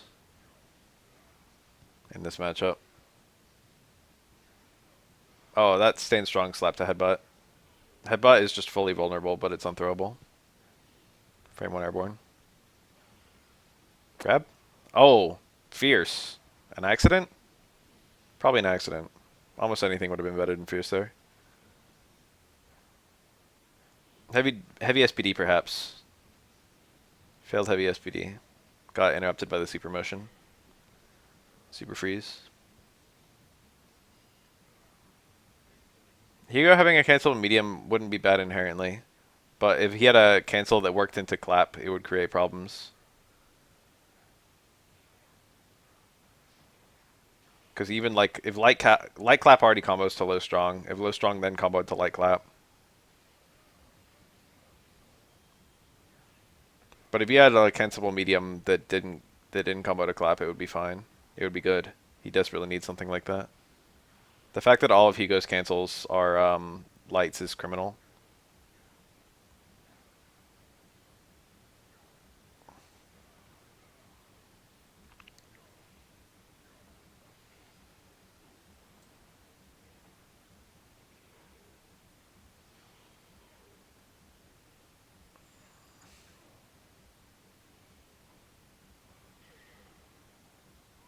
Yeah, probably. I mean, it might be okay. Depending on pushback, it might be okay even if it did combo to light clap.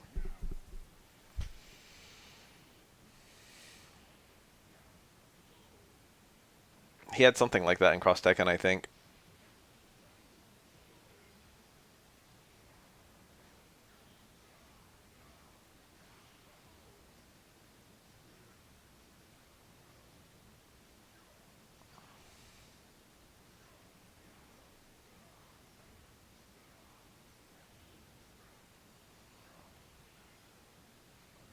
Um, Q has a similar thing that his cancelable normals are super shitty, but there's nothing that would be broken if he had more of them. Q has very few cancels for no real reason. It's basically close forward and then a bunch of really garbage ones. So close forward has to do a lot of work. His only cancels are like back roundhouse, which is almost useless. Close forward, which is quite good, but tied to a command normal. And like stand jab, which is basically useless.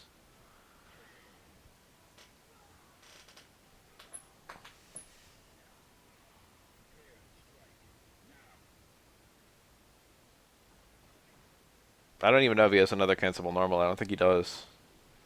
I think it might just be those three. Punish though, I think. Jump medium kick beating a shoot down backbreaker. He has like nothing to combo into. I don't think stand jab combos into anything except SA2 and maybe SA1. It's most typically used uh as a command grab reset. So you cancel stand jab, close jab into command grab. Yeah. 12 also has poop cancelable normals. A decent number of characters just have fuck all for cancels in this game.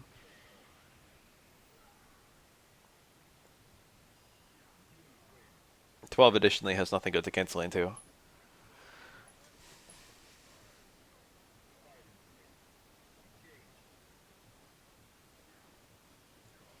And yeah, it's close medium kick on Q that cancels. That's the one that you've most typically seen as combos. Something like jump roundhouse, close forward, EX dash punch, or regular dash punch, or EX claps. Take your pick. Whatever you feel like comboed into.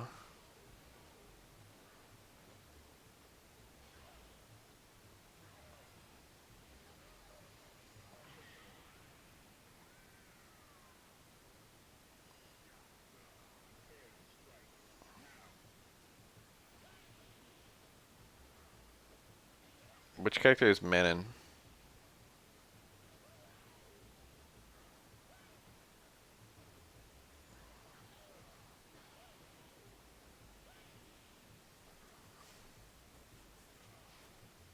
Ah, Prince Abel. Oh, okay.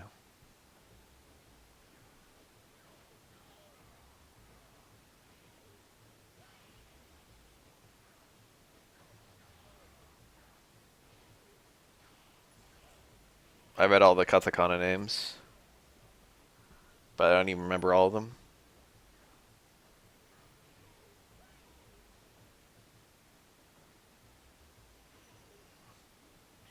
Nice. Solid poking game.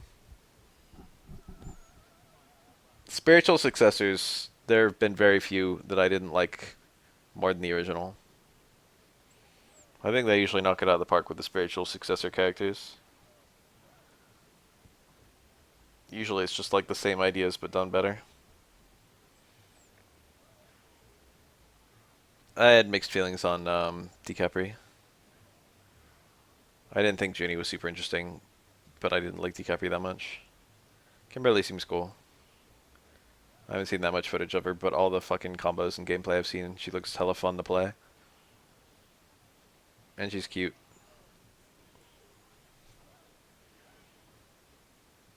I can't believe people don't like her giant forehead. I think it's one of the most charming parts of her design.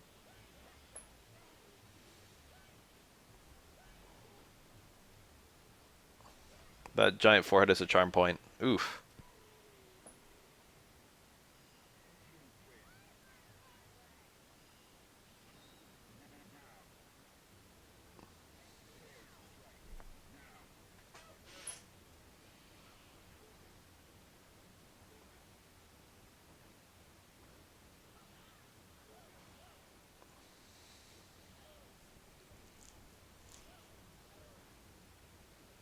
I think her face is really cute too.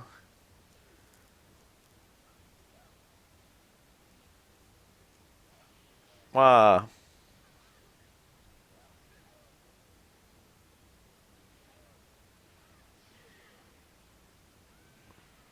Reset him into EX Fireball. I think we use Fireball. EX Fireball is also zero on parry. It seems like it wouldn't be since it has a different amount of recovery than Ken's. But maybe it doesn't actually have a different amount of recovery than Ken's. Maybe Ken's just inflicts less block stun.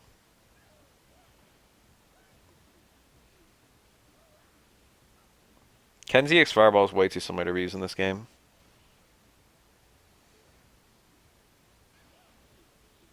It's literally like the same attack.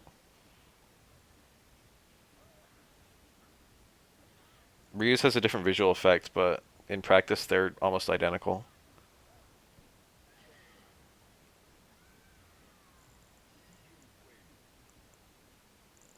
In most other games, they've done stuff to Ken's EX Fireball to make it kind of notably worse than Ryu's. Notably, they removed the knockdown. In this game, Ken's EX Fireball knocks down, but it doesn't in 4 and 5. I don't know about SF6. Someone confirm. We've got Ken with the EX Fireball on SF6 now. Does it knock down? Does it not? What's going on?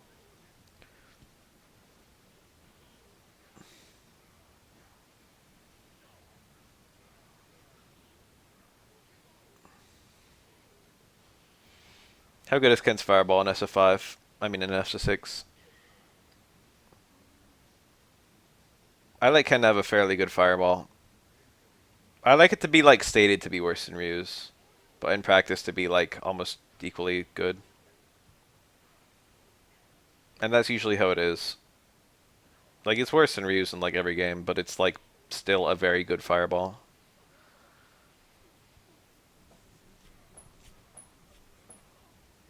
So Fireballs aren't very good in this game though. Well, very particular Fireballs are good. Ryu and Ken's grounded regular Fireballs very rarely used.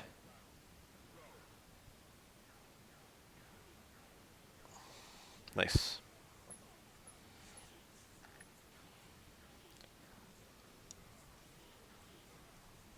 Ryu was minus touch to that jump in. Whoa! Whoa! It hit too! He didn't even look like he was committed.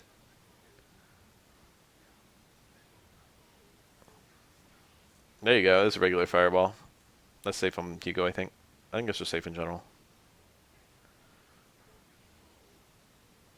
Oh, awkward. Earlier, Animal trying to catch a shoot down, but he just missed.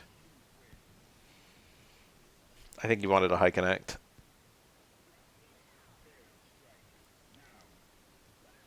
Wow! Round start, Crutch Fierce. This Reeves pulled that out a few times.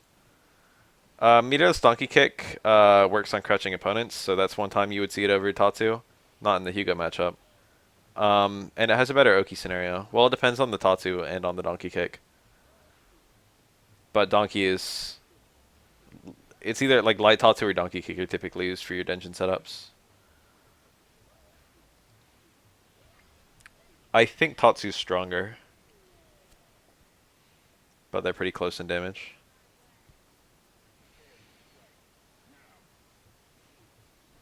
I would take Chun-Li out. And I would add... and Bison. This game's a little light on the good charge characters. I would have liked to see a third strike on Bison.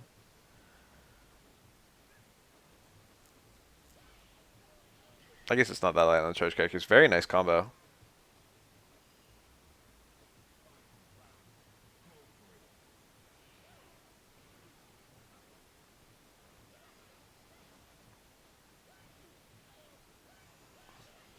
True.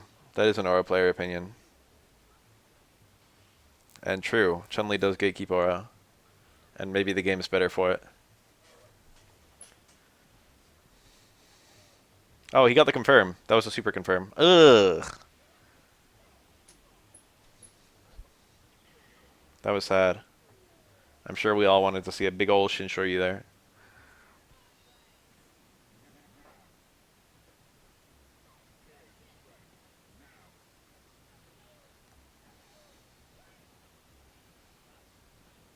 Look at Ken with his Stam Roundhouse and this Crouch Fierce. These fucking long active frame normals that Necro wishes he had. Oh yeah, take out Remy and add Guile. There you go. That's a good one. Remy was a mistake. Just throw Guile in here.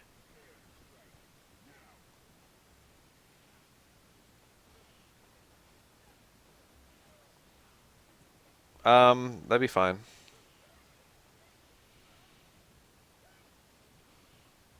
Remy was a mistake design-wise too. Wow. Ken was ready.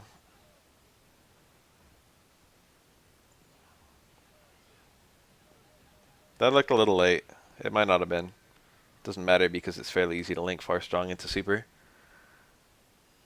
Low strong to super is pretty tight. It's like one frame or two. I am neither of these players. I am merely watching the game, controlling it. Whoa.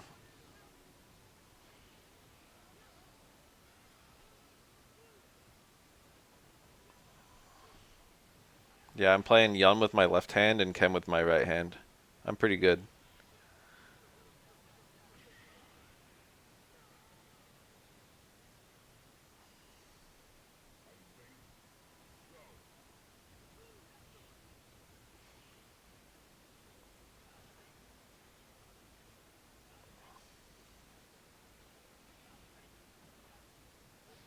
Ooh.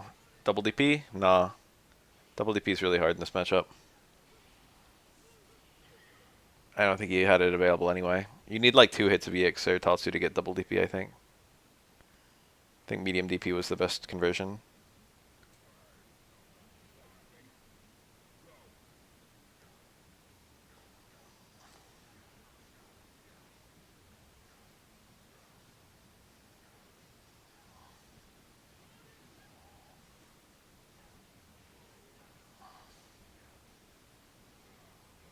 They should make a third strike spin-off game where you're Remy and you're looking for work. It's like an RPG.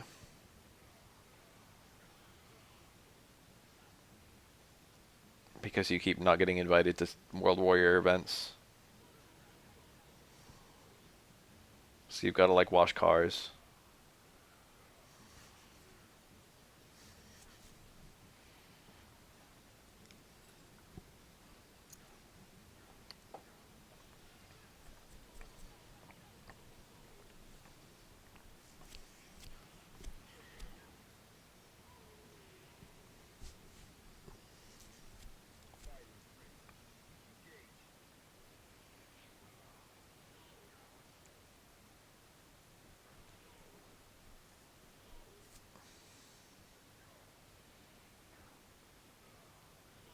What would Remy's job be? I think he looks like the kind of guy who could appraise some art. Art critic Remy. Basically, he looks at a piece of art a rich person had commissioned, and he's just like, this looks like a 40 million piece. And then the commissioner slips him a couple $1,000s. A barber? A barista I could buy.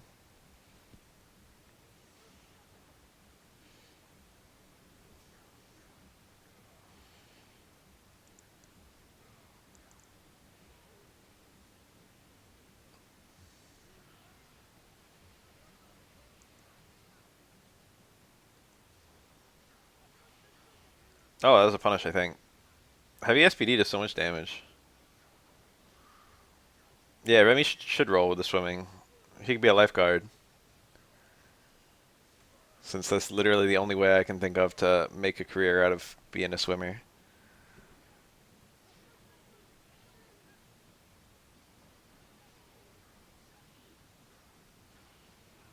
Maybe he could give like a scuba tours.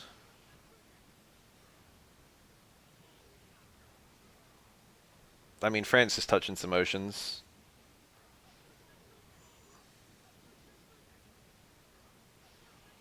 I'm sure that there's a beach he can visit.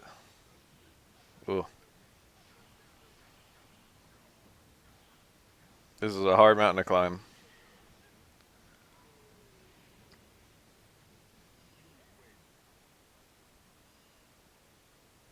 Wow, there's an aura on the screen, but it's the calm. No, it's just Yun. I like Remy's visual design. I like to meme on it, but I actually do like it. He's very cool. I think aesthetically, of all the Street Fighters, I would most prefer to look at Remy. Well, that's my non-horny answer. I guess if I was going to give my horny answer to the Street Fighter character I would like to look at is probably not Remy.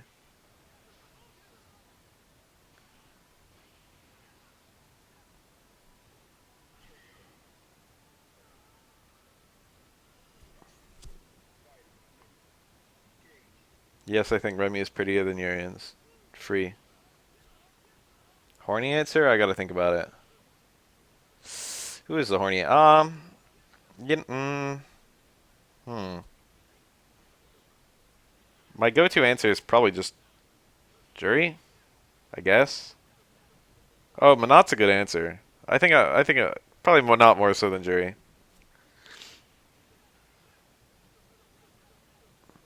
I don't think Jury, like, I don't know.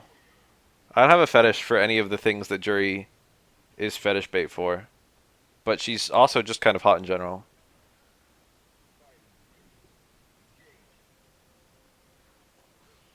Chun-Li's a hag. Don't give me no Chun-Li. Cammy is okay. Elena's nice.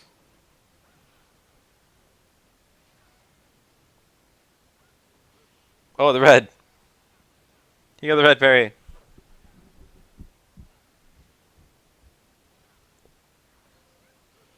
I guess there's Colleen, actually. I just remembered Colleen exists. Colleen is my horny answer. 100% Colleen. I forgot about her. Hakan? What the fuck? Colleen is my fetish answer because I like what's the word for that? Kudera. I like Kudera. And she seems like she would be some nice Kudera bait.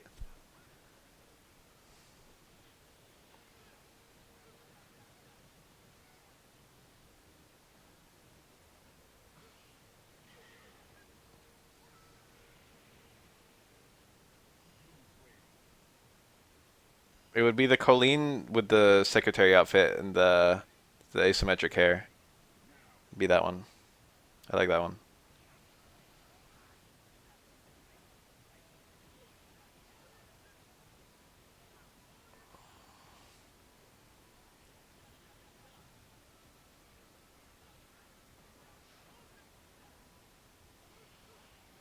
Nice punish.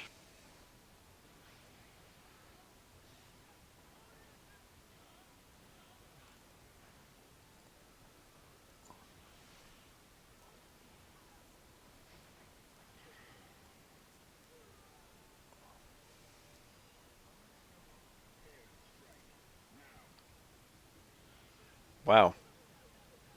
He's did it. I need to see all the SF6 girls in motion before I can make assessments. Like, I think Marisa looks hella stupid, but I might think she looks charming in motion.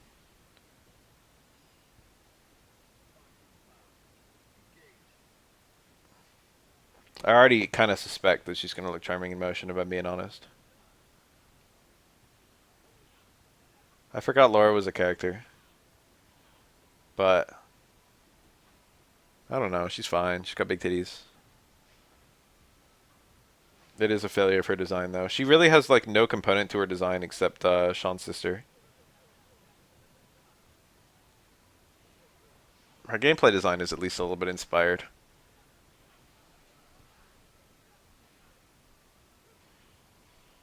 I'm sure that Ian could have come down with a button there. Okay. I think he just parried multiple times, anticipating, like, a cancel.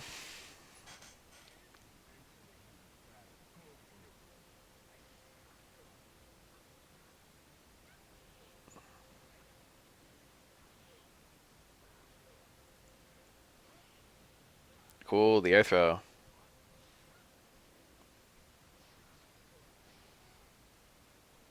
Airheaded isn't the word I would use for her, even though I think it's probably decently accurate. But I'm not really sure what the word I would use is. I think they definitely wanted her to be kind of accidentally hot.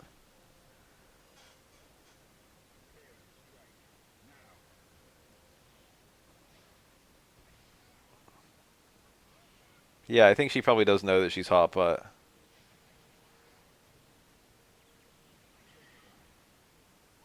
it's more that she doesn't care.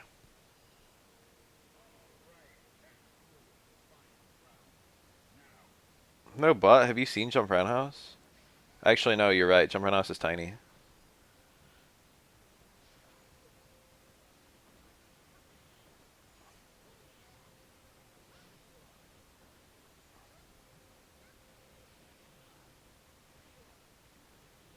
If Laura had, like, a butt implant, would Jump Roundhouse get a bigger hitbox?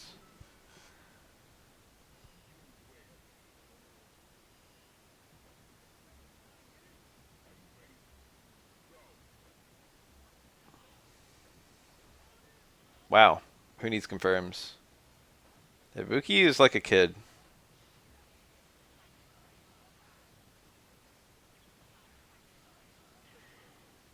I know that Makoto and Elena are theoretically about the same age, but Ibuki actually acts like a kid.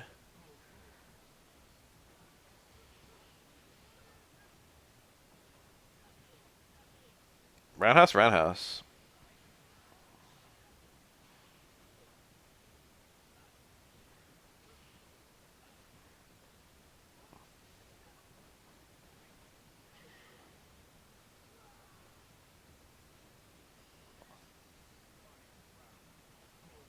I have no horny thoughts for Ibuki.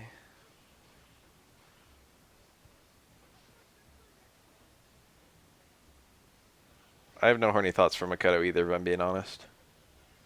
Elena, maybe.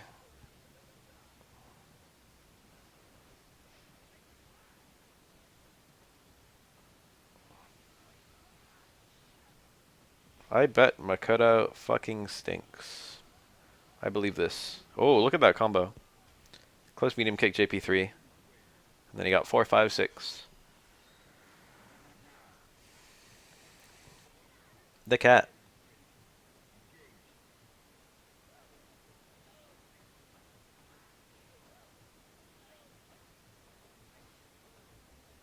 Oro for sure stinks. Like, there's no question. Oro probably has the worst odor of, like, any Street Fighter. Let me think about that, actually. Probably not. Who would smell the worst? I bet Necro smells like a Stretch Armstrong.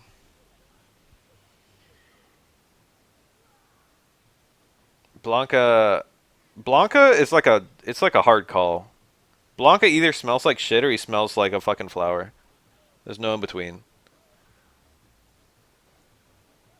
Oh, Sodom has gotta have a bad odor. You're right. Sodom is an easy winner.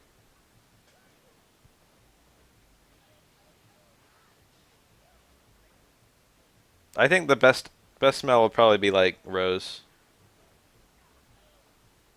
Rose takes like a bubble bath every day.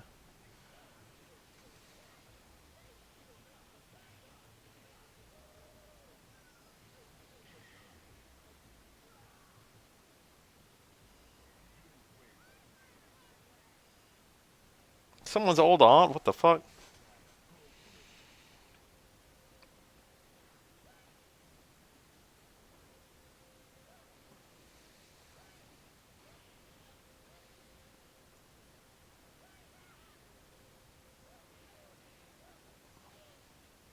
Yeah, Kareen or Chun-Li probably also smell good.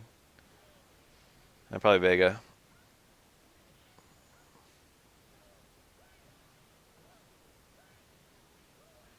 12 probably smells like latex.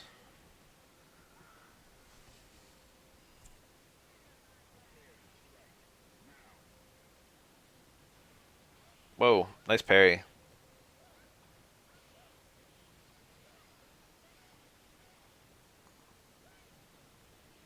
The fake cross up.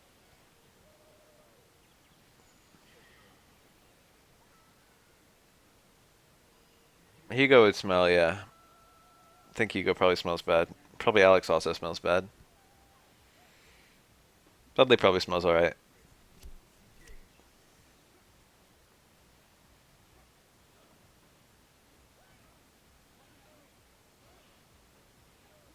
But Jerry stink.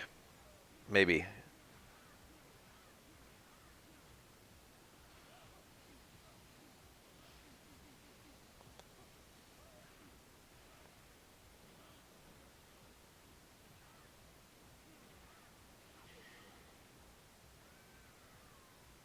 Kyle seems like a BO kind of guy.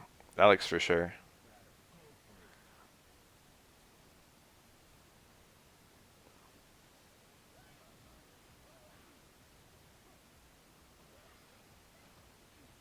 That's true. They should do that. They should make a Street Fighter dating sim spinoff. Oh, Nash would have a terrible odor. I didn't even think about that. Nash would be very stinky.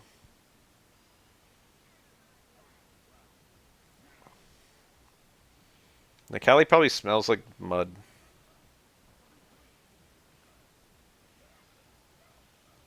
Nikali smells like when you go outside right after it rains, like in the park.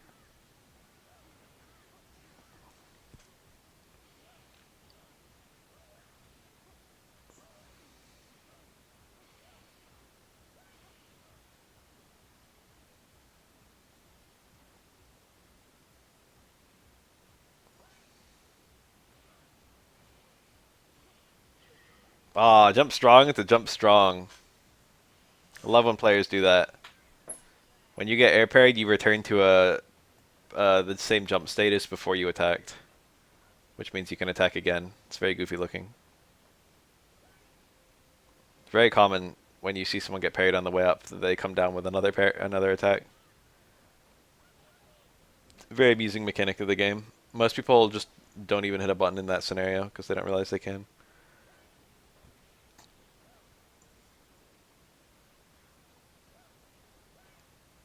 There are a lot of characters like Ryu and Akuma where I think they probably smell bad, but not like crazy bad.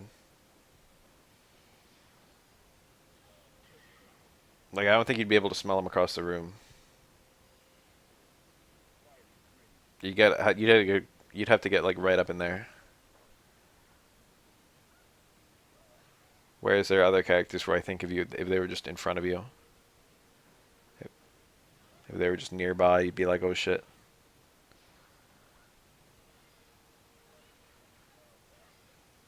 That's not a punish.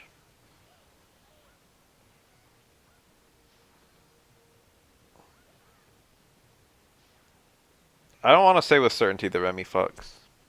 I think Remy could get laid, but he might have hang-ups. He seems like the kind of guy where he could get laid and then he's just like, he's not interested.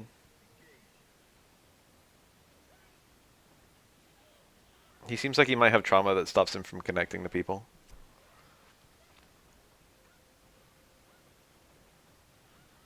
King of Street Fighter incels is Dan.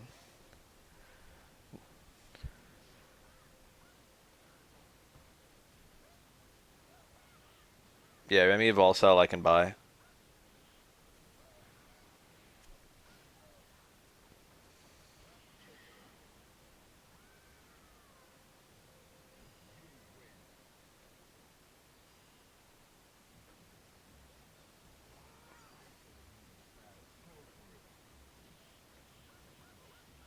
Yeah, I feel like a real life Dan would probably get laid.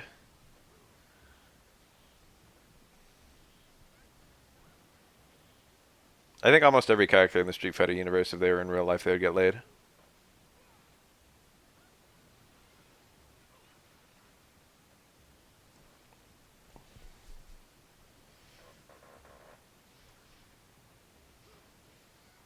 Ibuki's actually canonically an incel.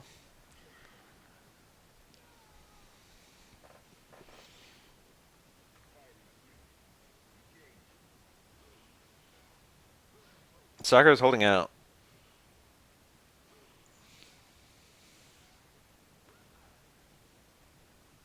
Sakura Eiffel Tower with Dan and Blanca. That's the worst thing I've ever read.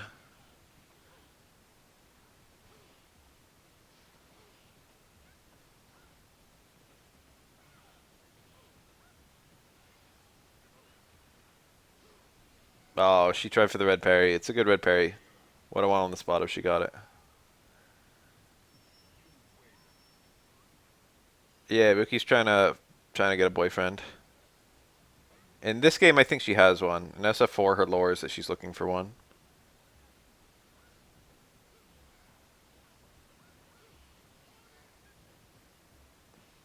The gag with Ibuki's character is that she's a pro ninja but wants to be a regular teenager.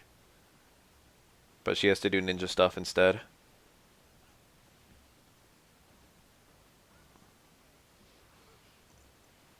She likes shopping and she likes boys.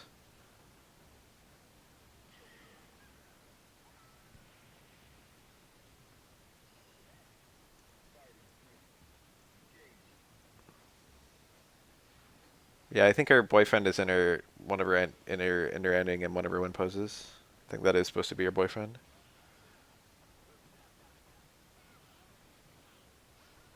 Whoa.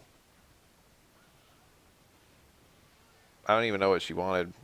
EX EX penguin kick? Tien? That's a weird thing to go for though. Buki came down parrying there.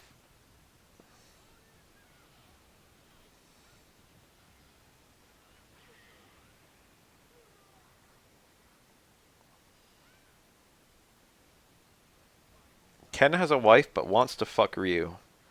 Yes. Ryu does not know what sex is. Yes. I think both of those are accurate.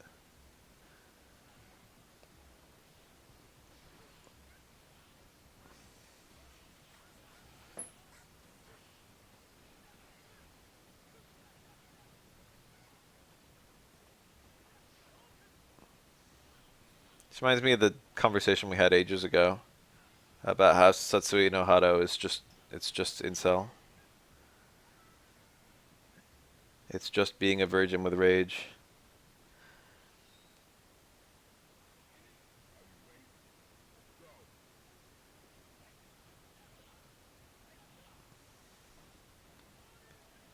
Who needs confirms? Just do low forward uppercut, it'll work.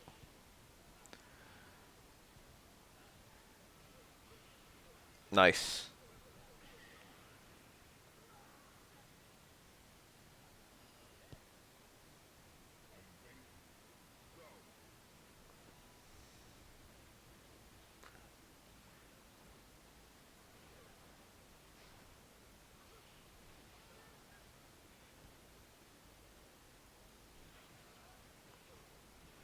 Reminder that Retsu like raised Ryu and Ken as their dad basically. This super important character in lore who only appeared in the first Street Fighter game and then never again. Not even been referred to.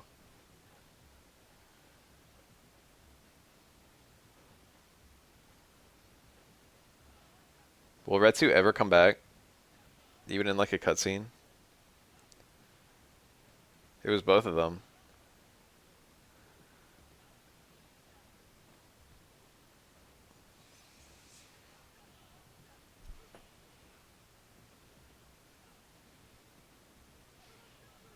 Oh baby, wake up EX Tatsu.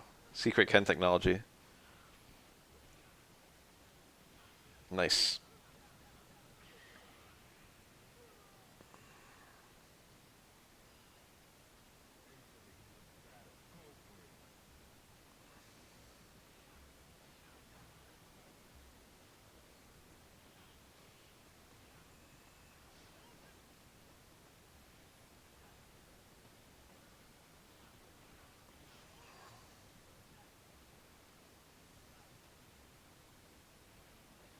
Is that real? I remember seeing a study one time that men can like lift more or lift longer when there's a woman in the room. Something like that. The mere presence of a woman helps men when they're working out.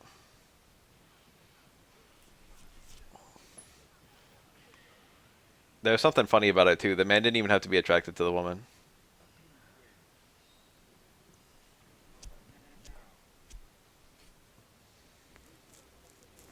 It could be your grandma, and you'll do better lifts if she's there.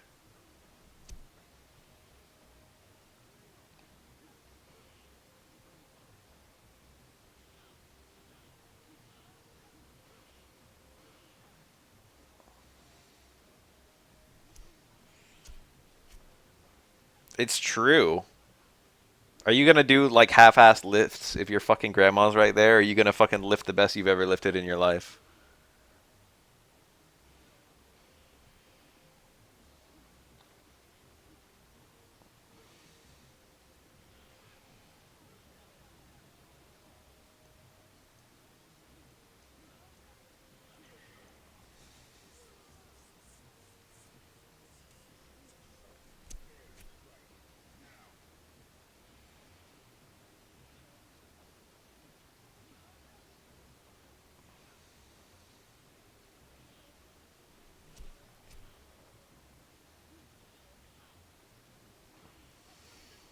Nice. Ooh, cool confirm. You don't see that one too often. It's like not too hard to get that confirm. Alright, some kind of super? Yep. With that HP and with Akuma with a super stocked. I think if Ken did Air EX Tatsu, it would have actually hit Akuma or whizzed over his head. One or the other. Both would have been good there. He would have been unable to react to it.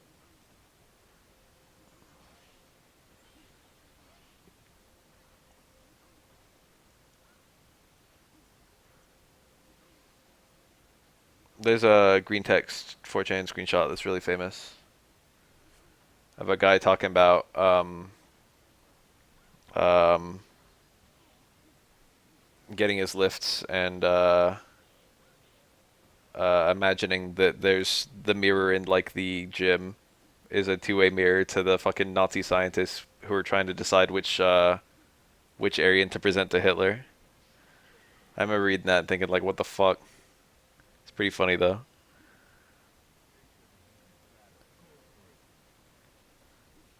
I can only lift when fucking imagining impressing Hitler. What manner of person?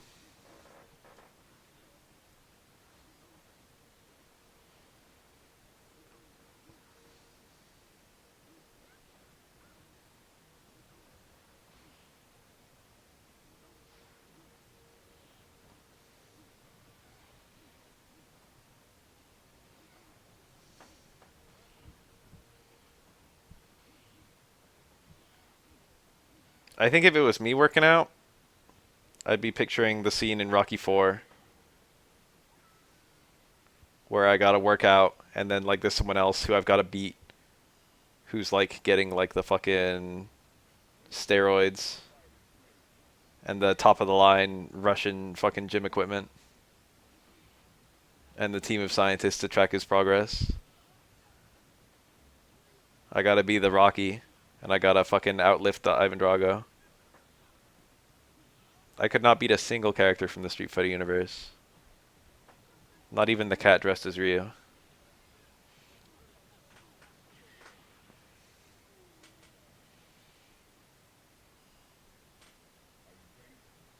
That thing can throw real Hadokens.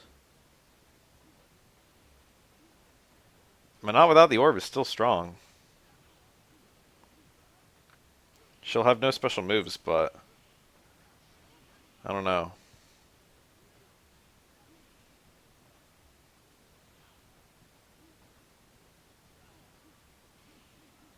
2P, like the final fight character, he does get beaten up by like everyone.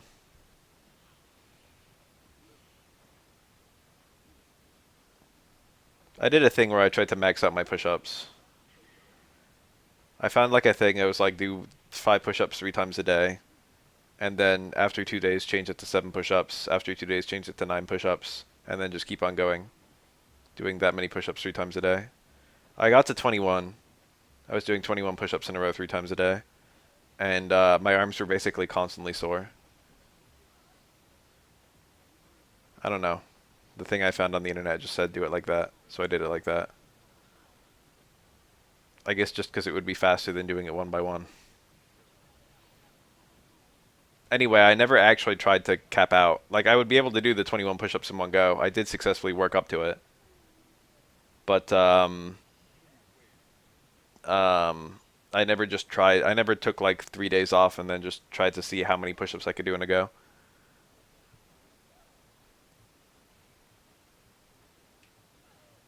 Probably, I don't know how many it would have been. Like, I think I would have easily gone above 30, but I don't know if I would have been able to make it to, like, 40 or 50.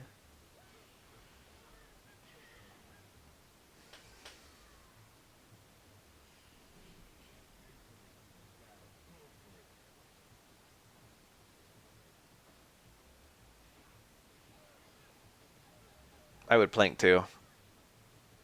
I got to a point where I could plank for a pretty long time.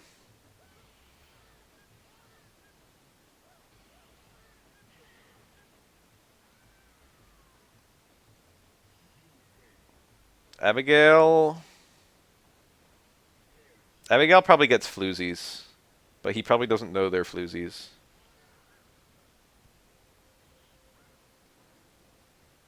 I think Abigail is probably a dumb person who has sex with other dumb people.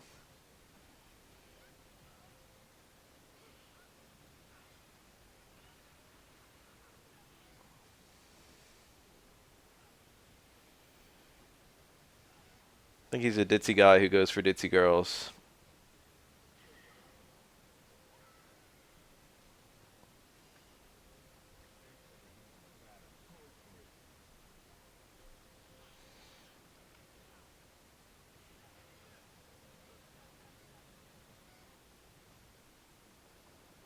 Super tiny Abigail GF. That's a cute mental image. What a parry! Very nice. That's a very good red parry to go for.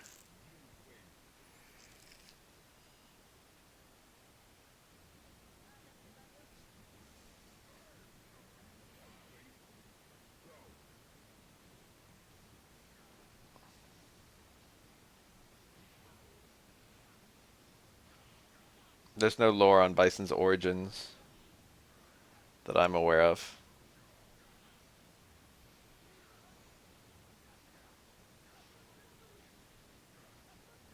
It's possible he's old as shit. I actually kind of like that idea.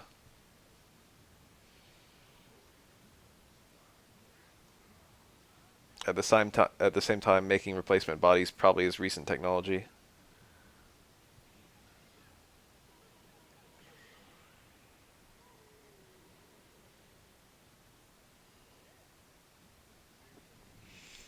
His body was destroyed at the end of Alpha 3. I think he was killed at the end of ST. Um, he seems to have died at the end of SF5. So we've got at least 3 confirmed deaths. I think he might have died at the end of A2 as well, but I don't actually remember on that one.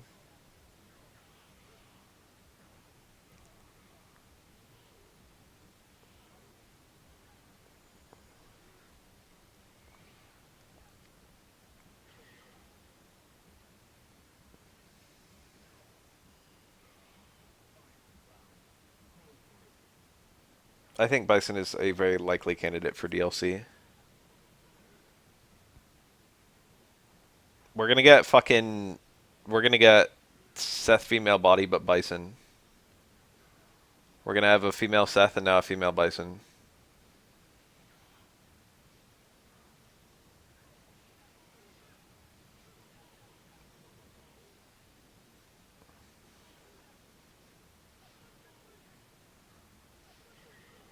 Why, yes, that is just Rose.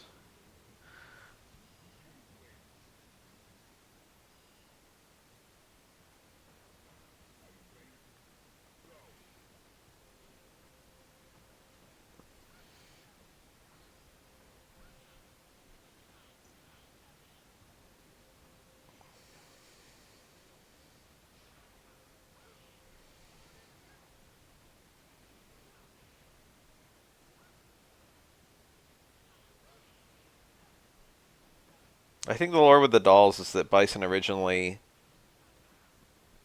did some kind of thing to implant his body into real people, to convert real people's bodies into his new host body. But now he's just using artificial bodies. Something like that. They want something that's stronger than a human body.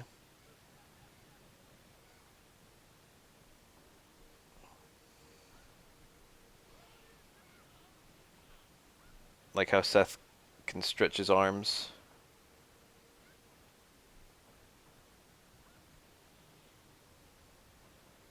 Ed will probably just be the same.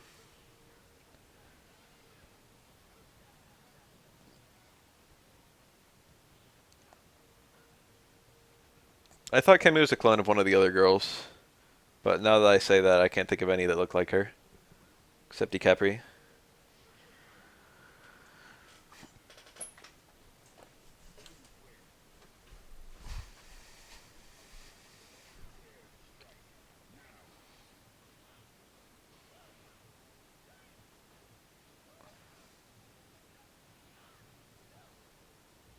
There's some lore that Bison had the goodness like removed from his body surgically, and somehow that became Rose, but I couldn't actually tell you the lore.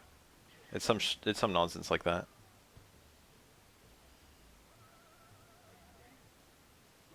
It's a pretty funny thought. Some guy being like, I'm not evil enough. We need to use science to make me more evil.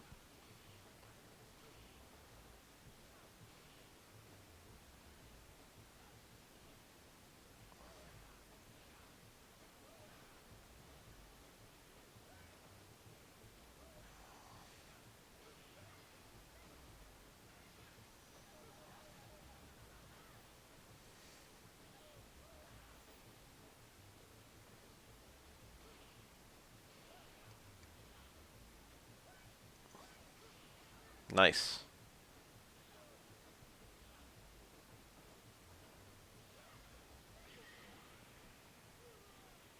Ryu's pretty fun to play in every game. It's not an accident that he's like the most played character every game.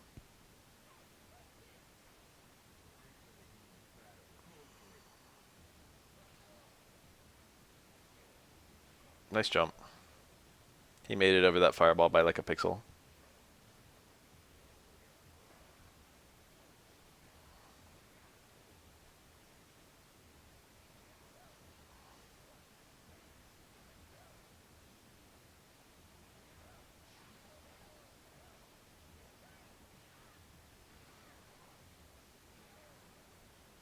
The animation for Donkey Kick looks so fucking shit in 5 compared to 3. I don't know why they would do it like that. Let alone why they would maintain it. In 3 it looks beautiful. It's probably my single favorite special move animation. Very nice.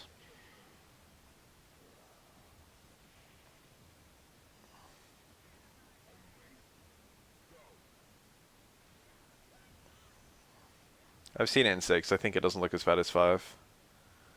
But I can't quite picture it.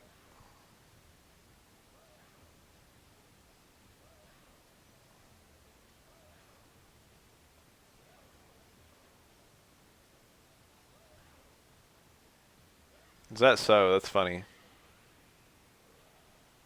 Like the martial art move that he does in 5 is a closer match to the name. Is that what you're saying?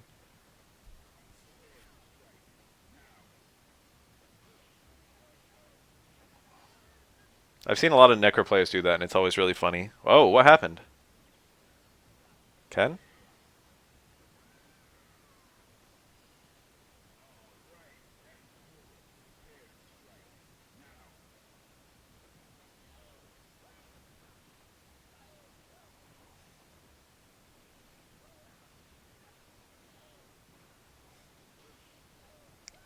Jump jab.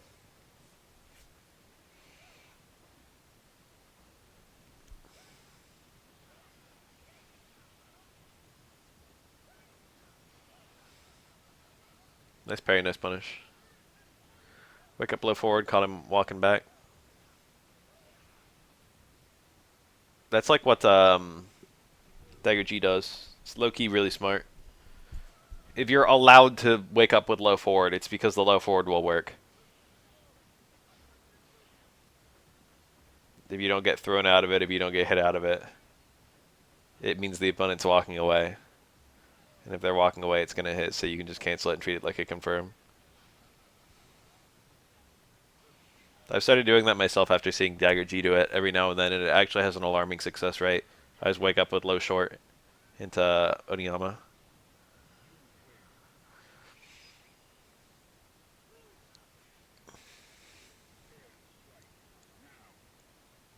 And the only way the low short even comes out is if the opponent let you do it.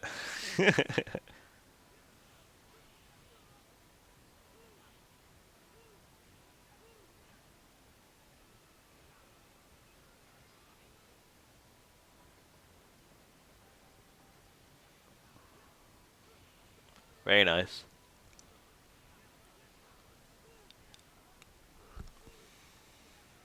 Optimal. You got to do a little bit of walking in there, which makes it that much more impressive. I always find that really difficult. It's annoying for Oro because he has a towards strong motion. So if I do parry into hold forward a bit into strong, it's very easy to get towards strong.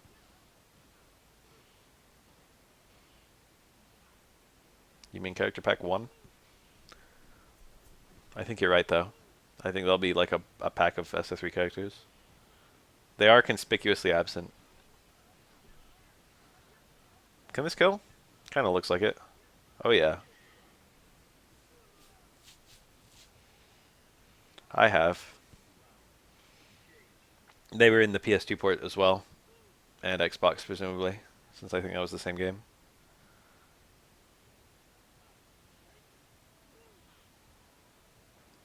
The OE version actually adds a dip switch for turning off with meter build. That was the one. There's funny lore on that. When they were making OE, there was discussion on whether it would be a rebalance or just a remake. And eventually, fans asked for a remake, so they did a remake. But the one thing that they were gonna do for the rebalance was they were gonna make it so whiffing normals didn't build meter.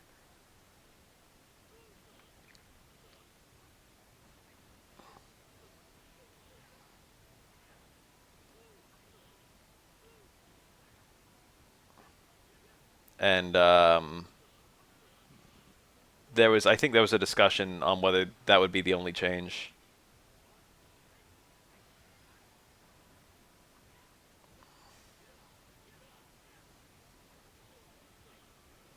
It's like, what if we just released the game again, but with no whiff meter build? Whiff meter build isn't the most broken thing in the game, but it is kind of notable that all the top tiers abuse it the best. So it would make the top tiers weaker.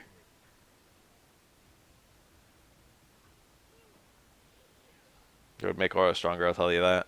Oro's meter build from whiffing normals is pretty slow. So if he could, if his meter build was the same as normal, but then Chun-Li was building less or whatever, it would be a buff for Oro. Anyway, they programmed that at some point during development, but they just included it as a dip switch.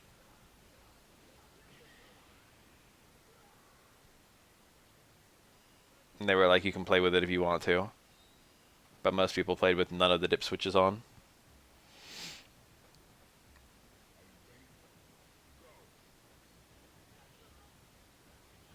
I thought you would just hit like... I think if you set juggle potential low, it raises the amount that you can hit, but I don't think it makes it infinite. I could buy that you kill the opponent before you hit the amount. But I thought it made the JP like 12 or 15 or something. And not like 99. Nice. Shoulders, 2 parries, and Gene. Aggressive by the Ken.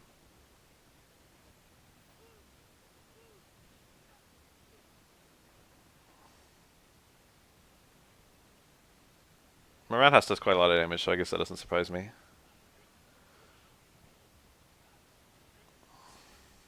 I haven't played with it in a super long time. That'd be a fun stream if I just got OE and fucked with dip switches. I can stream PS3 stuff, and I do own OE, so very doable.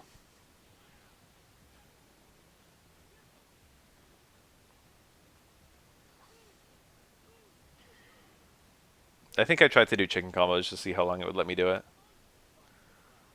but I don't remember. I just remember I think it stopped eventually. You could also lower the JP amusingly. You can set it down to like 4.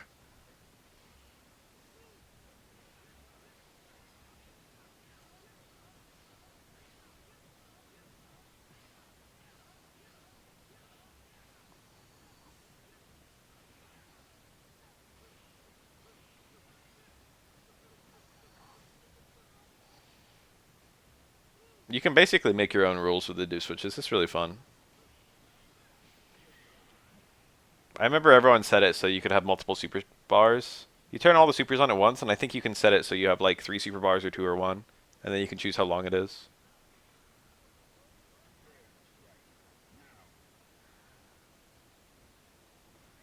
Yeah, you said that one, or someone did. I think it was you.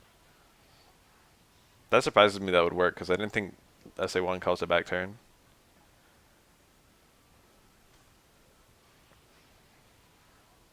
Oh, is it 2 bars flat? Maybe that's it. That sounds right. Well, maybe I'm just thinking of I thought there was some way to adjust bar length too, but I don't remember.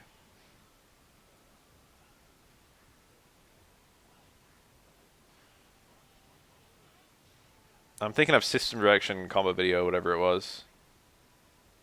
I haven't messed with it forever. I don't think I ever messed with it in OE. I think I did once. I remember messing with it a decent amount back in PS2 era, which was the first time I ever played this game.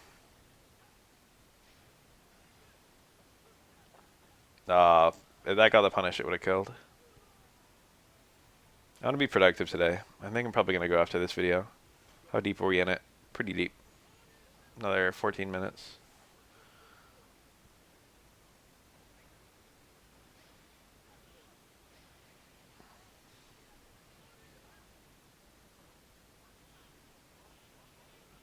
I think you could do super cancels too, right?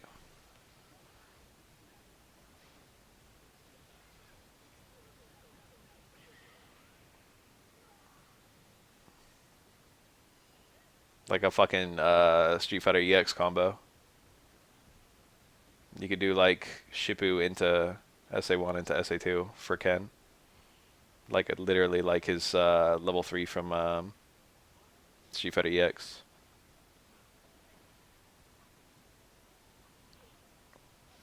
Nice.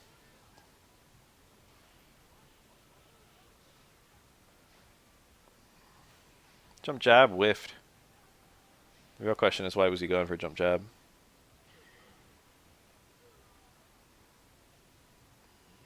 Hard chop from Lariat. Sounds like SF5.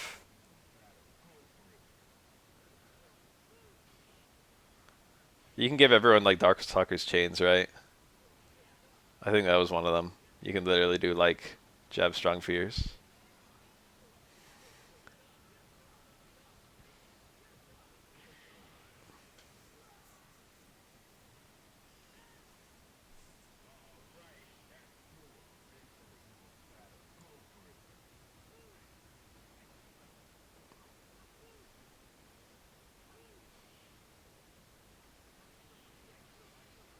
Blessed combos.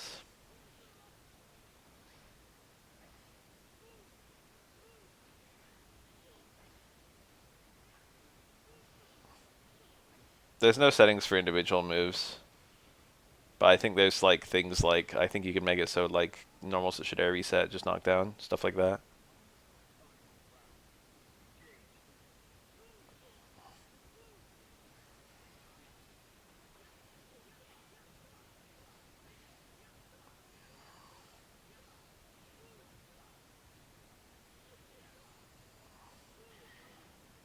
I remember you could turn off parrying, you could turn off blocking, and you could turn off jumping. There were some really crazy ones. You could just play SF3 like as SF2. You just turn off parrying, and then you your anti-air uppercuts.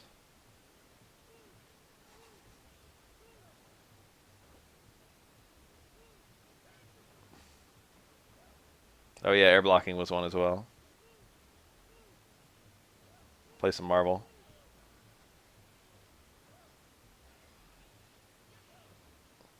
It's interesting because while they were deving SF3, I'm sure they considered all these things. They were like, we're gonna have we're gonna have air block in this game. And then they were like, that's gonna be too silly.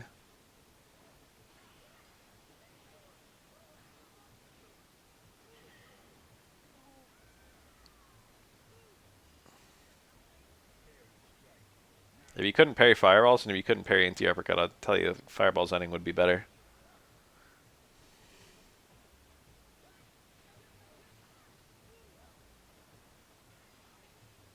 I would agree with you if not for activation, like Vism or just custom combos in Alpha 2. I think generally that's true, but then once you start spending meter, it's not.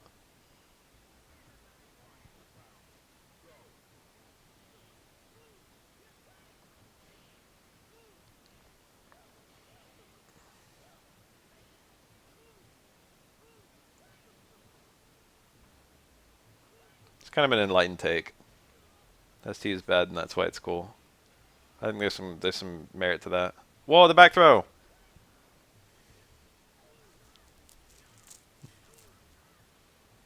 There are very few games like ST. It's definitely riding its Kuso a little bit. Wow! Because it hit, Yun took a longer time to land. That jump medium kick was smart.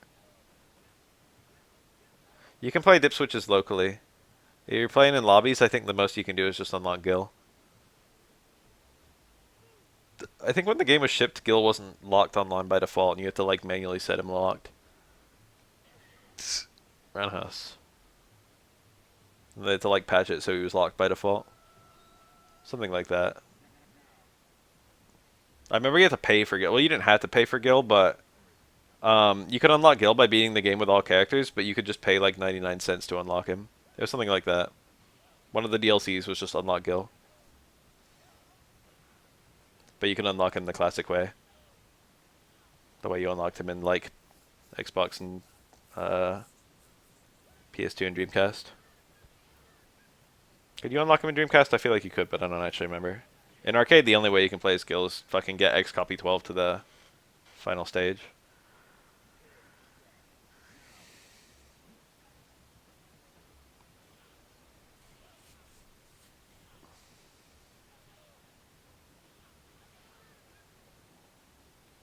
Gil was just playable in the Xbox version of Anniversary Edition. There was nothing preventing you from playing him online. So people who unlocked him would just play him all over the place. You couldn't turn him off.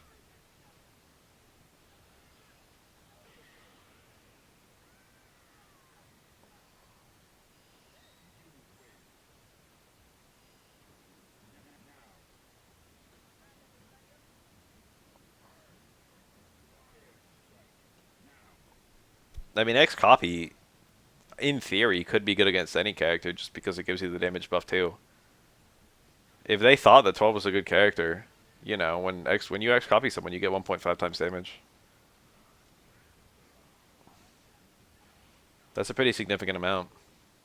For a lot of characters, like, yeah, you lose your EXs, but 12's meterless damage is like higher than a lot of characters' EX damage when he's copied into them.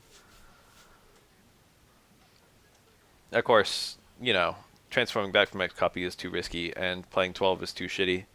But if 12 was a better character, I could absolutely see people picking X copy.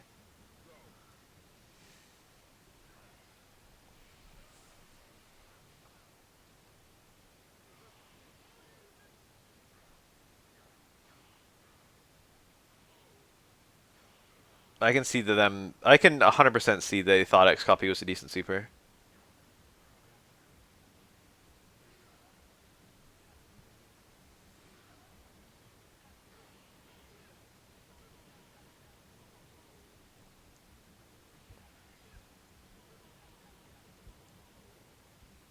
It lasts a pretty long time. Lasts longer than Pandora anyway. And how much a character can punish it actually depends on the character. To 12's credit. Motivation to play. That is the hardest fighting game question to answer, and the main reason more people aren't good at fighting games. That's a super hard question to answer because it just depends on you. Why'd you stop? Answering that's probably number one. If it's not fun to win, then probably it's going to be really hard to fucking get that back. If you're just afraid of losing or some bullshit like that. I don't know. Maybe you hate looking at your rank. Those are probably things you can fight through.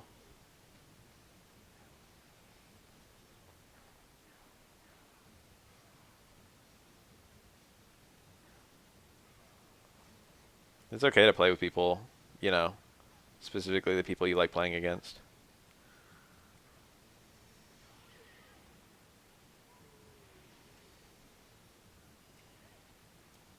Yeah.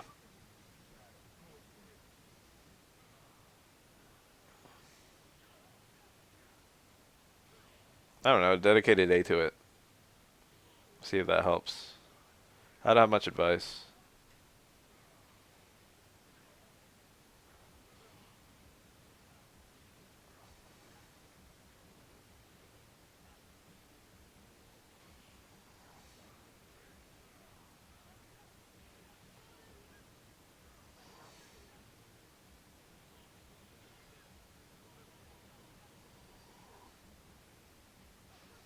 Nice block. Oh my god. Ken players be like, crouch fierce.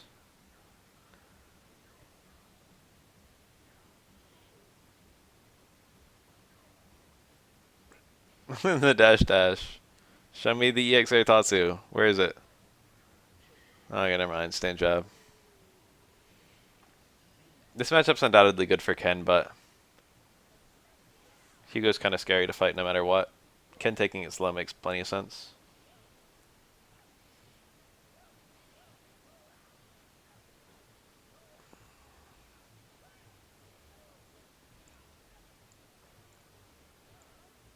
Very nice. That dizzy bar looking big and threatening. He dropped it. Electricity? EX. Would electricity, heavy electricity really not have killed? I think it might have. But he's the pro. He's the necro main. I know heavy electricity doesn't get all 5 hits on Ken. It gets like 4. But I thought 4 would kill. Yeah, I think that's true.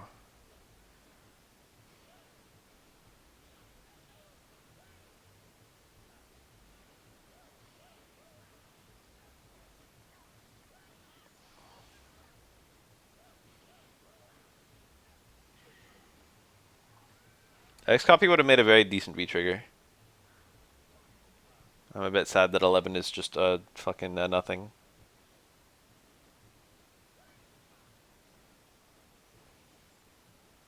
They already programmed X copy. All they had to do was program fucking 11 the character. And then just have X copy be what he does already.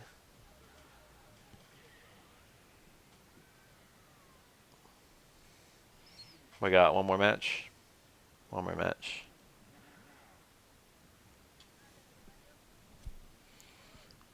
Alright, let's see Hugo take it. Never mind. Ken's got this. Ugh, when you parry Ken and he just DPs anyway, it's the worst feeling. Okay. Okay, okay, okay.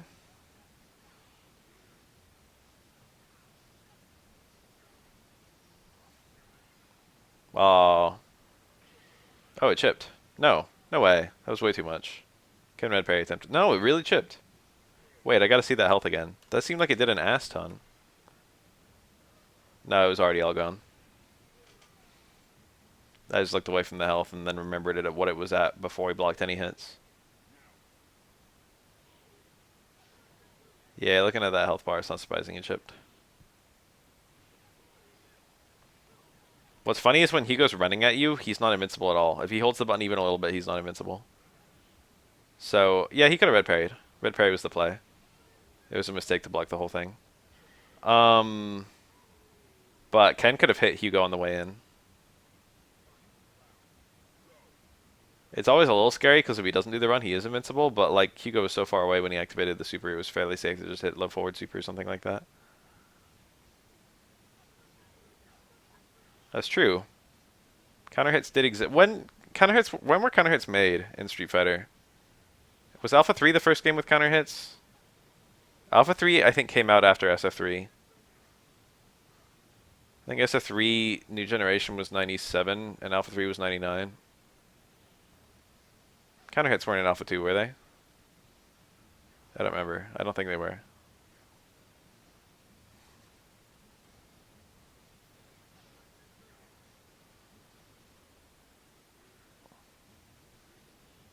I think they just didn't exist.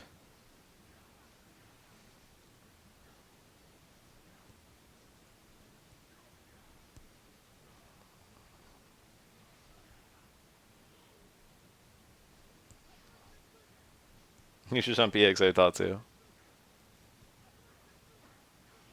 No, he's doing a bunch to make it look like he meant it. 98. Maybe 98 console, 99 home ports. Alright, I'm going. I had a good time watching fighting games with you guys.